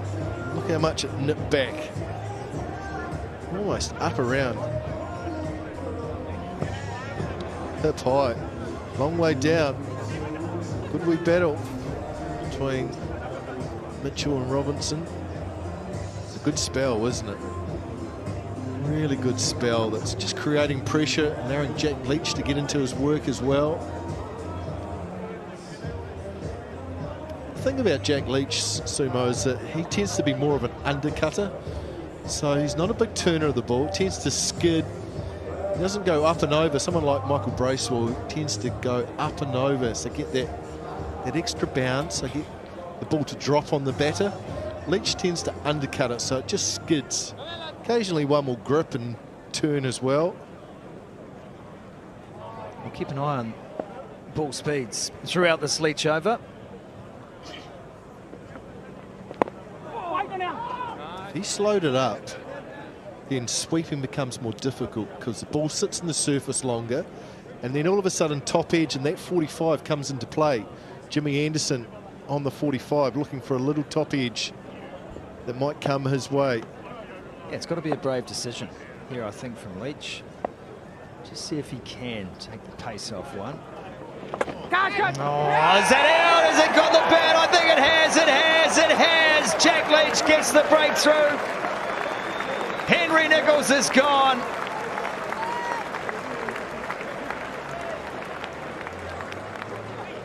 Oh, it's a horrible dismissal. Henry Nicholls looked so good. He's got the reverse out, got a little bit of bat on it, popped up, and Ollie Pope, you have to say, really good catch, diving to his left, good awareness. Nichols had played so well. You question, was it needed at this time?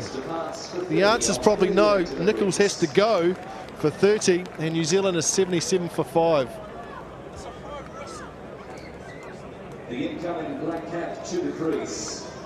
Test cap number 273, Tom Blundell.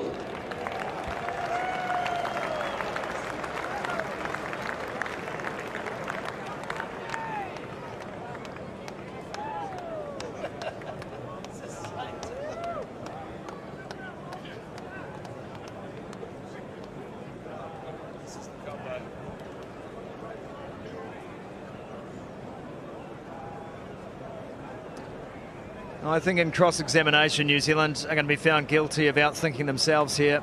First Latham, now Nichols, both dismissed, trying to reverse sweep Jack Leach. This is the Nichols delivery. Good catch by Ollie Pope. And Nichols, I think, has stood there disbelieving the decision-making process. It's a poor shot. You can't get away from that. It's just a poor option. Just trying to re-establish a partnership with Daryl Mitchell. Played the last over well with conventional sweep. Just wasn't needed at this time. There was no pressure. They were just starting to develop something. It's a high-risk shot. And we've seen England play it, and they're in a different position because they're generally on top of the New Zealand bowlers. I've seen them play, it's worked. So it looks good when it works. It doesn't look quite so good when it doesn't. So it's working out the right time to play something like that. Well, it's Tom Blundell. Once again, he and Daryl Mitchell charged with salvaging an innings here. They have been such a good combination against England over the last calendar year, but this is a monumental task. And that's good turn from Leach. Very good turn. A little bit quicker, that one. Nicely bowled. First one that Leach has really got some grip on. Nice release. That has really gone. On day 2, that has gone. Leach has got 2 cheap wickets here. Really 2 wickets that put New Zealand under some more pressure here. Well, do you think too, Mac, that it shows the importance of having a bowler like Robinson at the other end, turning off the tap? Both Latham and Nichols feeling that they have to get the scoring going against Jack Leach. He's got to be the guy they target, but then the shot selected, that is what is going to haunt them. Go, go, go. Tucked away by Blundell for a single. He's off the mark. That's the end of another successful Jack Leach over at 78 for 5.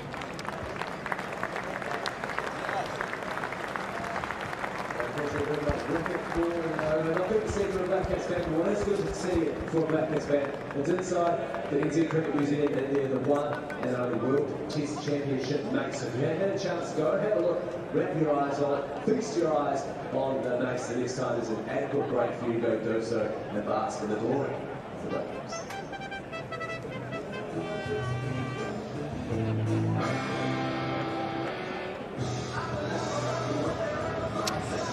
78 for 5. 25 overs in, just 2 scores into double figures. And 5 that are out. 2 guys, Mitchell and Blundell, just starting.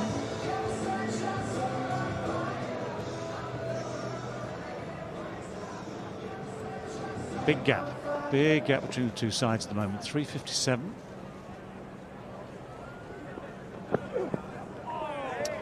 This Robinson spell has been extraordinary, hasn't it? Into his 8th over now, none for 4. Yeah, just needs that one moment, I think, to break the duck. Has been. It's not like he's had a defensive field. We've seen a cordon of 4 slips, a gully, a bat pad, 1 man in front of the wicket on the offside. And it's not like then he's just bowled 2 feet wide of off stump, stopped New Zealand scoring. He's attacked the stumps. He's looked likely to get a wicket. Exceptional. Comes back again. Again, you can leave this on length. by and large, you can leave this on leg. So whatever the movement back, and it's sizable, it's certainly good enough. That's bouncing way over the top of the stumps.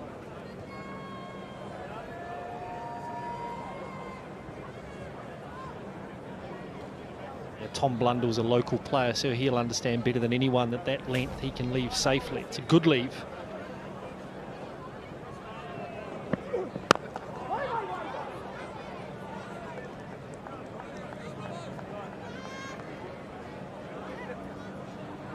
And Ollie Robertson with a very attacking field at one end, drying up the runs. And then Jack Leach at the other. Ben Stokes went to a defensive field but left one option open for the New Zealand players. One gap. And both two of New Zealand's left-handers took that bait. And now they're sitting up in the shed watching. It's good captaincy. That's bowling in partnerships.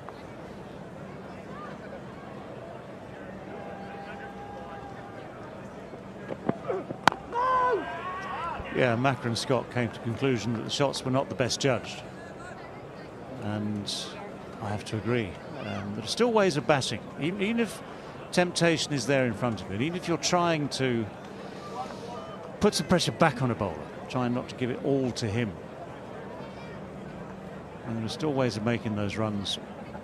And this pitch, the bounce is, as we've said countless times now in the space of a day and a half, bigger and better than it was at Mount Maunganui. So sweep shot, you always need to be in control. And to be in control, you need to be on top. That's gone slowly but surely, just behind square for a couple.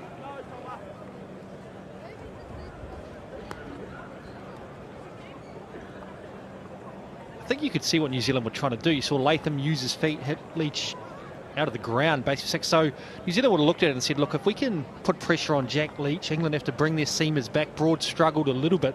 He's the guy we can attack. But Stokes very quickly summed that up, set a defensive field on the leg side, and said, look, if you want to play and score runs, it's a high-risk option. New Zealand decided to take that option, and England have benefited. So it's good captaincy from Stokes and good stuff from Jack Leach.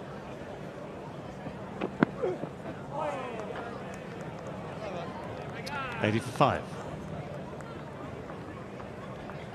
It's also one of those things that when psychologies of the two teams, or the confidence levels are as they are, you always get the feeling that at the moment England are making their own luck and New Zealand are following the bad luck. That's one of those unwritten rules, isn't it, of sport? When things are against you, even your attempts to try and change the tide or go against the tide sometimes don't work, and when you end up 5 down for 80, you are indeed up against it. And the thing for Jack Leach, Jack Leach specialises in, now he's got his confidence back after a couple of years ago being, or 18 months ago being rather walloped around Australia. Now he's got his confidence back. He relies on that tightness of line and length. He's reluctant to toss it up particularly. There are little changes of pace. Just likes to create pressure, and if you rail against the pressure and get it wrong, you'll give him wickets. It's also interesting to see Silly Point in so close. That's kind of old-fashioned.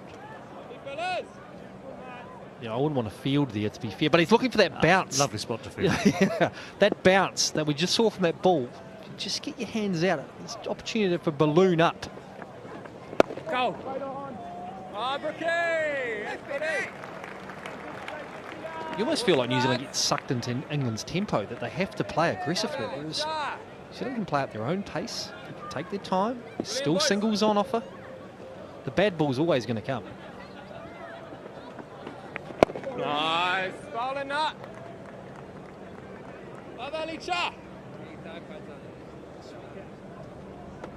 Very good, boys.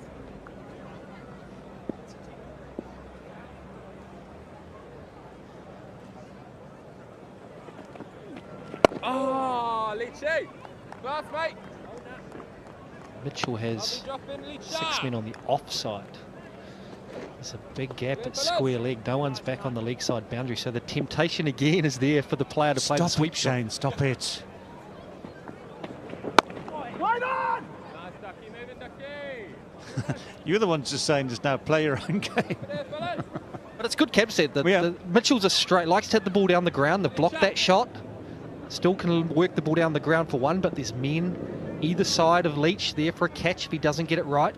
So really what he's saying is your only boundary option if I bowl straight is to play across the line to square leg.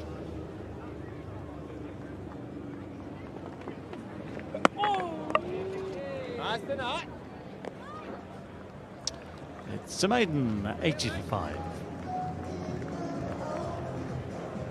Yeah, if you want the boundary, yes, you can think about that. If you're happy to play and play yourself in and defend the one, you look at that over, that passed over. Everything straight, turned a millimetre. Nothing much going on from there. That sort of pace, that sort of line and length and trajectory, there's not much turn, so you can back yourself to survive that. You're a proper batsman, as these two both are.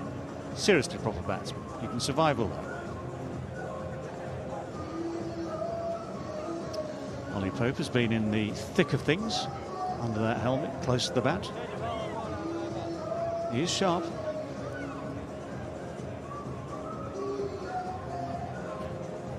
Well, that long spell from Robinson comes to an end. It was highly economical, it was threatening, but in the end, wicketless for Ollie Robinson.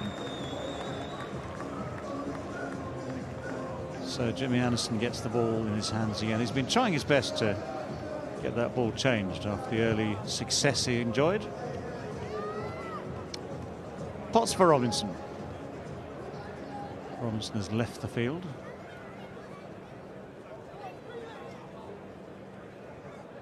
Matthew Potts well wrapped up in this breeze.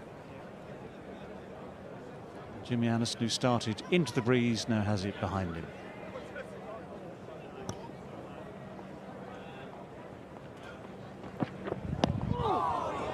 Good start.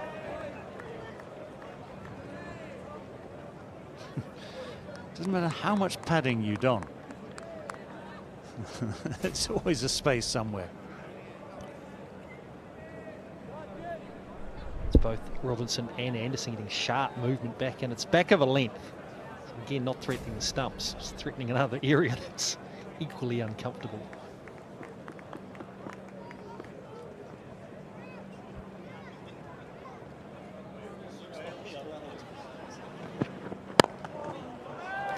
It's a nice shot. Anderson pushed it fuller, but it's met with a very straight bat and a very nicely timed bat as well.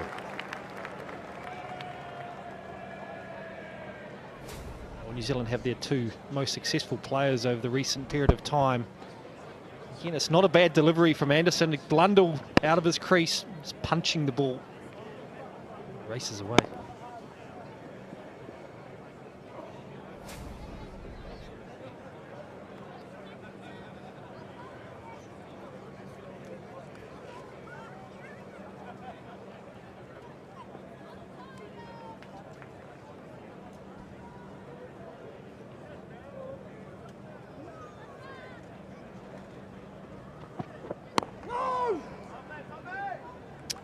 Well played, good solid defence.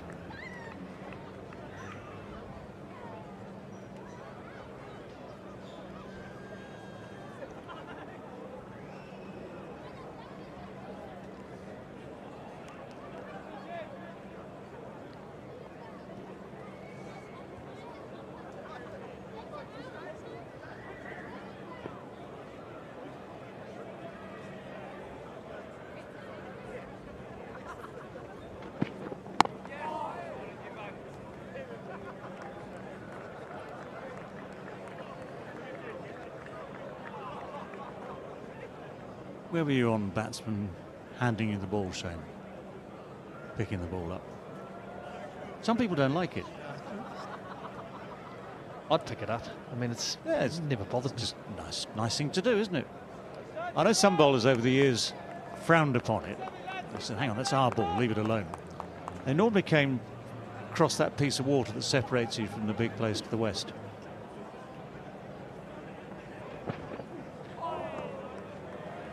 There's definitely a hostility from Australians about picking the ball up. They did not like it. I didn't quite understand it. If I didn't have to bend down and pick it up, then it was good.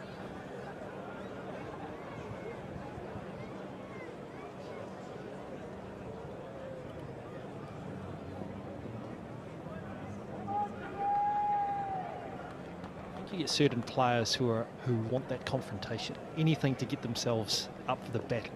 Even the simplest things can engage somebody, and all of a sudden their intensity goes up. No! 84 for 5.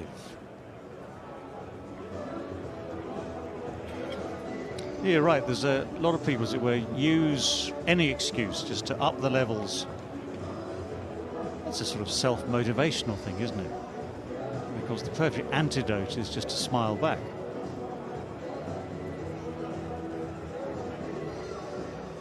See that well-known expression, smile. It confuses people.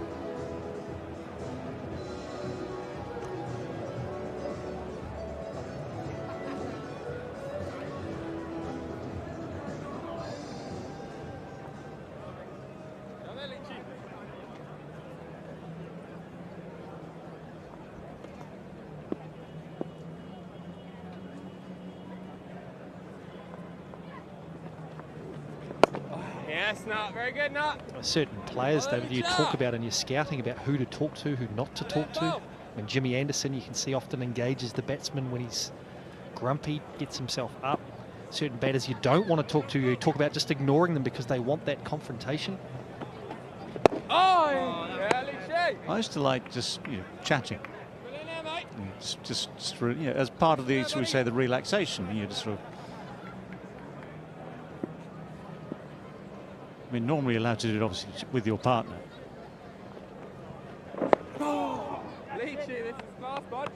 But if I came back from a tour, say, and we were playing county cricket in the UK, and you're playing against one of your colleagues from the winter tour, I'd wander off and chat to them. That could be frowned upon. It was.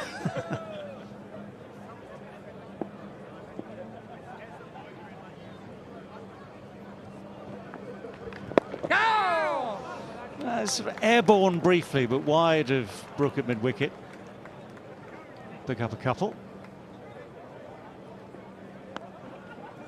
So much franchise cricket now, and people across the world know each other much better. You almost see high fives and glove punches, and there's a lot more accepting of people scoring runs, acknowledging success from the other team. Yeah, in many ways, it's very nice, I think. You don't necessarily have to lose that sense of competition because of it. Yeah, lovely in there, Popey. Well done, Nut. Get here, lads.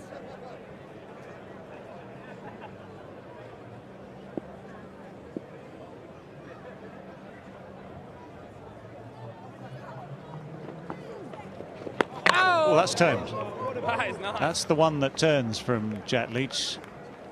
Beats the bat. 86 for 5. Jack Leach looks as surprised as anyone, doesn't he? This is an absolute scream. This has turned a long way and fast. Not that it's turned, it's quick. This looks like Leach slowed it down a touch. We saw that with Braceful. When he slowed it down, he got that turn. That's a beauty. Well, yeah, it looks like it. In the end, though, if you look at the speeds, they're almost identical. That's one thing about Jack Leach. He's so consistent, which I don't think is necessarily a great thing with his speeds. There's not that subtle variation.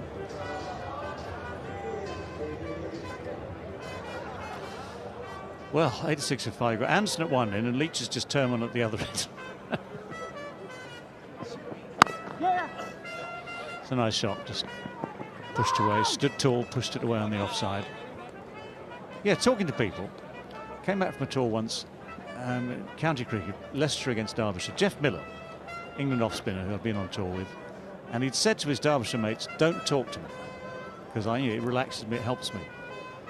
And so I got out there to bat, Grace Road, and I followed him to long off, because he turned his back on me, wouldn't talk to me.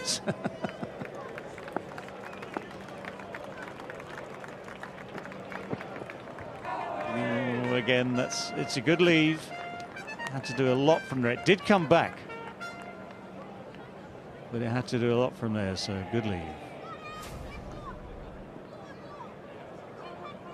The classic is an Alan Border, almost.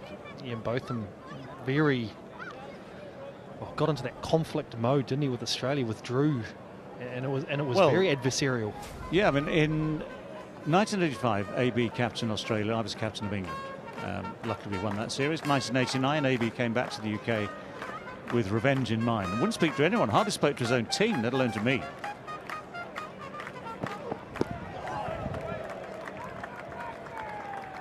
It's when he got the nickname Captain Grumpy. It certainly worked because the results in '89 went all Australia's way. As I say, if I was, I mean, the only words I got from AB for the first 4 Test matches, he would call at the toss. So if he got the heads or tails right, we'll bat. That was it. No conversation. It wasn't until they'd won the Ashes that I actually invited him to my house in Leicester at the time, and he almost apologised, but he said it was just to win the Ashes. That was the key thing. So, of course, did the decent thing. I opened a bottle of champagne, celebrated their win. It was actually him and... you might as well celebrate someone's win. Did you pay for the champagne as well? No, that's mine. It's all mine. It was in the cellar. But it was just actually the two of them. It was Alan Border and David Boone, who is the match referee here. So AB and Booney were there quaffing the Bollinger. Other champagnes are available, but I'll give you my address later.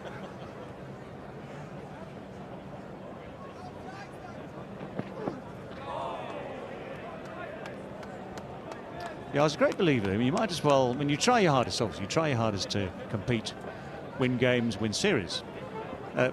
Coincidentally, when New Zealand won their first series, what year was that, 80-something or other, in the UK, and you guys nailed the series at Headingley, and I was still staying in the same hotel for an extra night.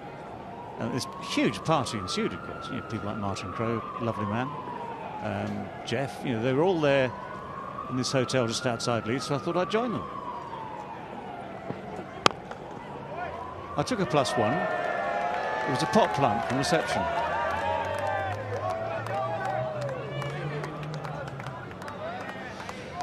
Ah, 89 for 5.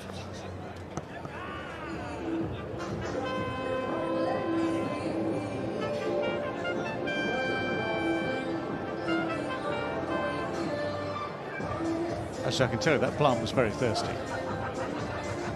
as you can imagine.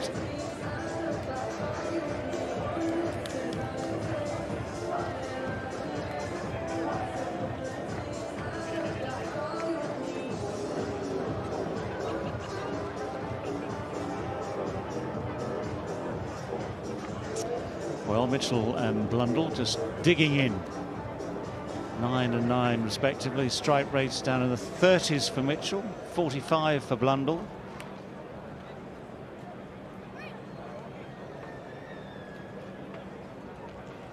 Jack Leach has 2 for 25. 2 sweeps, 2 wickets.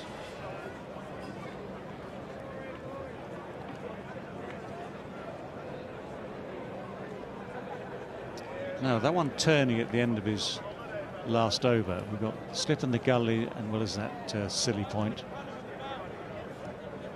Just tinkering with square leg.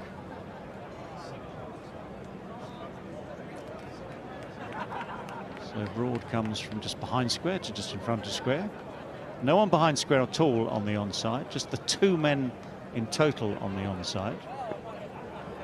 Temptation being dangled. Oh, wait on. Nice, mate. Nice start, bud. Moving today now, Brook here. Nice little shot. There, boys.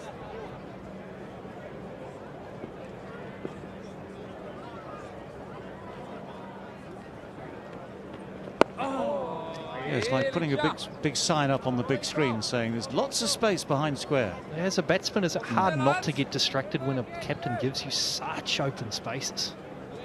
Depends on your powers of concentration, really, and your confidence to defend this particular line and length.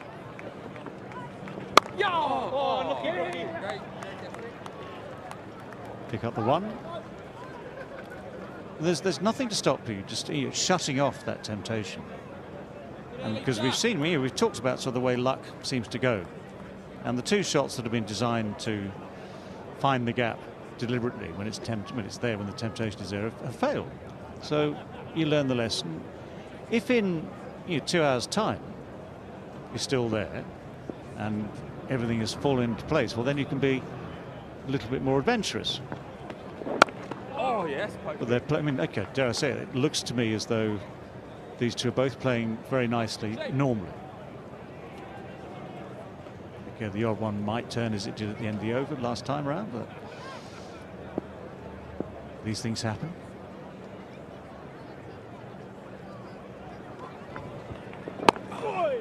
Well, the other thing Leach hasn't done is drifted down leg side either, so he hasn't offered a free shot or a free hit at the sweep shot. So that consistency of line is nagging away. Yeah, it feels slightly different between Mitchell and Blundell, isn't it? Because we've now got for Mitchell, you've got the square leg has gone behind square again. Now mid-on was deep, has now come in saving one. And that one drifts just a little bit to the man behind square. It all fits. 90 for 5.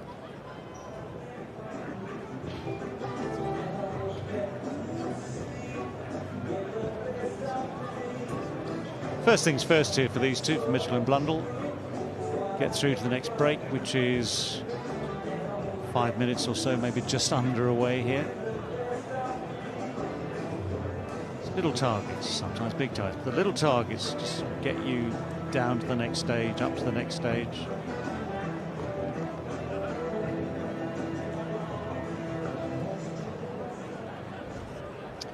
Right, so it might be 1 over to survive till tea. Depends how Anderson gets through this one.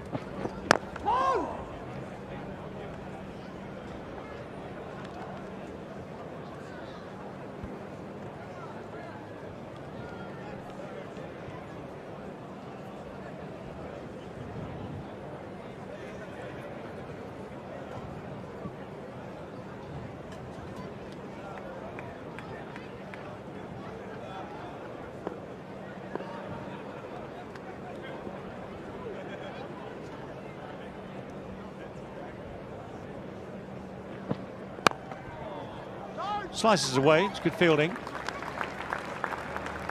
There's actually, just talking about, before we get to talking about Leach and the way to play him. The magician of stats has sent something through.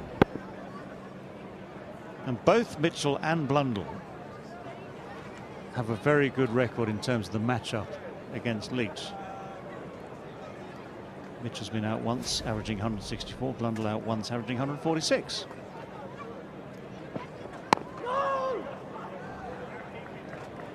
Well, it shows a degree of comfort and obviously a well thought out game plan, which these men have executed for a long period of time. Also means they probably played 1 or 2 test matches against him. You go back to the UK, previous UK summer, where both actually made runs, good runs. And where spin was not the major weapon.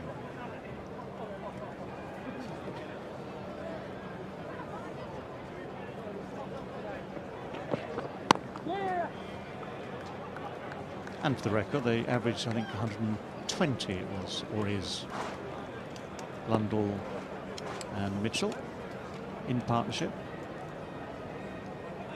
Well, 2 balls left.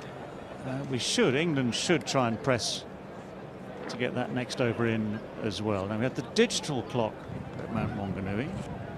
We're analog here in Wellington, and oh my, it's not even due to start yet, for heaven's sake.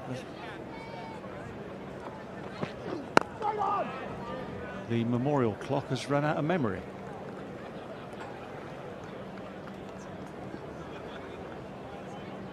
It's a lovely clock, it's just useless.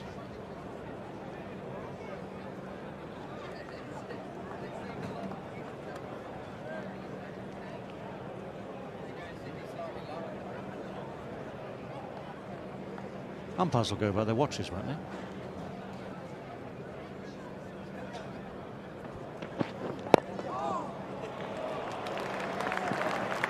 Tuckage.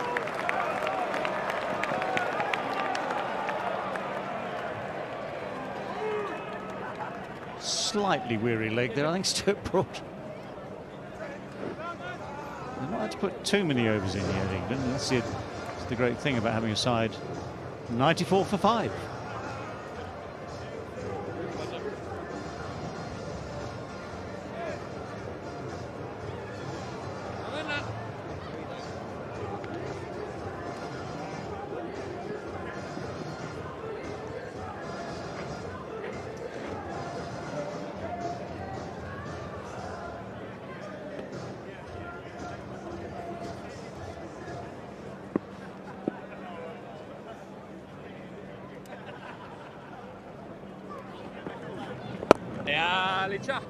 Right, can Jack Leach get another one to turn before tea?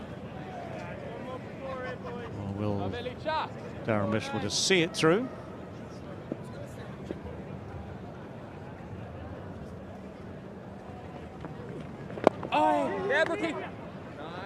That's all right.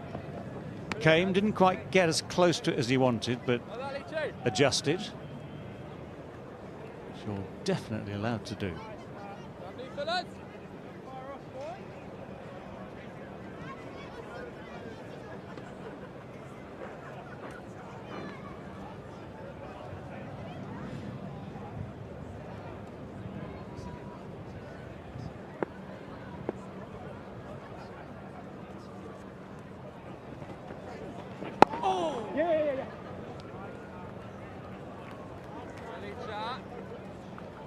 Blundell just able to nudge it away on the grounds that Leach has dropped a fraction short. He's basically anticipating there's not going to be any great turn. There's an extra man on the leg side, the onside for Mitchell, plus the deep bit off, so they clearly think there's a very different style of play, Mitchell to Blundell. Nice nut. Good foul. Well, there's some bloke with a computer who spends hours every night working these things out, isn't there? Good here, mate.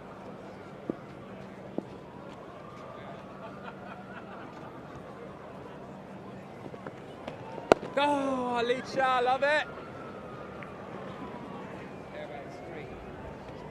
One to go, one ball to go. Sorry, guys, it's great. Issue with the screen, apparently.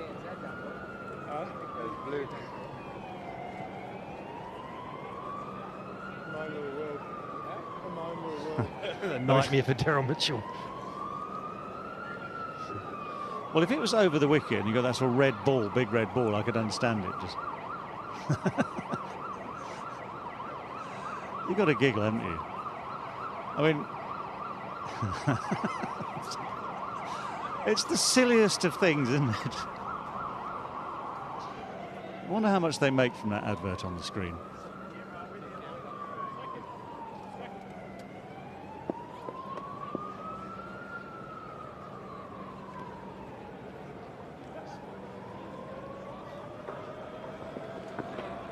Oh, what a catch. That is almost unbelievable, but your eyes are not deceiving you. Ollie Pope so close in there. And there was perfect anticipation. It was one of those from Jack Leach that just looped a wee bit, this forward stretch, hit high up the bat. That is the perfect way for England to finish this session. That was gamesmanship from the scoreboard, and then a little bit from Stokes. Ollie Pope has been unbelievable in there. He's so close, but the anticipation is what got him that catch. Jack Leach, brilliant. New Zealand 96 for 6. Well, caught Pope, assisted by the sight screen. Bowled Leach. What a way for England to finish that session. What disappointment for Daryl Mitchell. That's that slow, horrible trudge off the field. One ball to go. If he'd survived that, he'd come out again after tea with bigger and better plans. But no, that is his day potentially done. For Ollie Pope, smiles all round. I mean, that was just a brilliant effort. So close to start with, anticipated beautifully, moved quickly, never looked like dropping it. By the time the distance between bat and ball was only, what, 1.5 meters or so? No more than 2 meters. So everything England do, it seems, the moment turns to gold.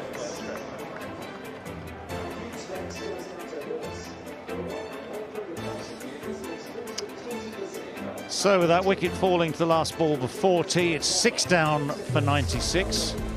Mitchell gone for 13. Couple of 30s, honourable 30s in amongst the carnage. Otherwise single figures. Blundell will start 12 not out in 20 minutes time.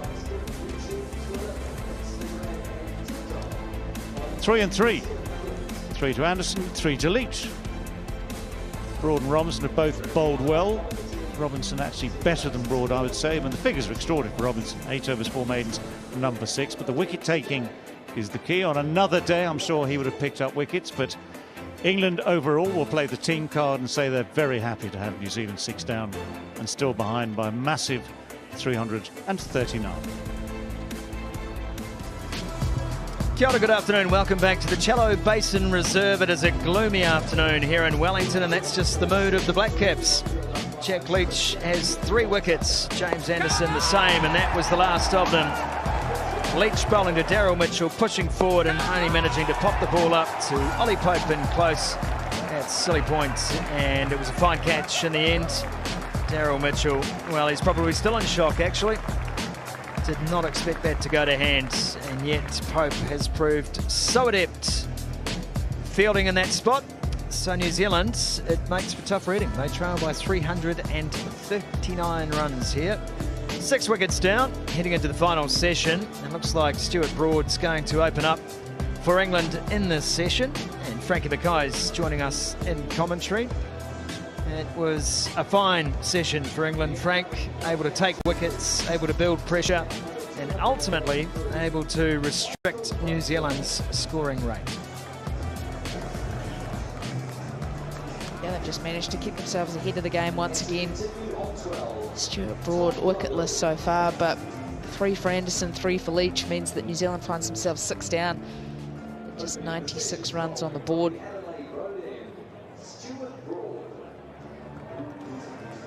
Very impressive pieces of fielding as well by Ollie Pope. Been excellent in that short leg position, silly mid-off. Sometimes that's what you want as a side. You just takes a little bit of brilliance to get through, and that's what we've seen twice from Ollie Pope. Well, he's on his home track, Michael Bracewell. The first time in tests, and he's come out at a time where his country needs him most. No stranger to conditions here, that's one thing. Nor is Tom Blundell. Both Wellington lads out there trust each other, they have to. And I'm sure they've had a word during the tea break just to say we have got to find a way through this day. Keep our wickets. Scoreboard doesn't matter as much as you may think. It's wickets now, and they need to be protected at all costs. Yeah, whilst it is Michael Bracewell's home ground, perhaps worryingly so, only averages just a tick under 28 here at the Basin Reserve. Hasn't necessarily been a happy home ground for Michael Bracewell. You could change that. Great day to change it. A tough day to change it, but what a day that would be. It's a funny stat, that, isn't it?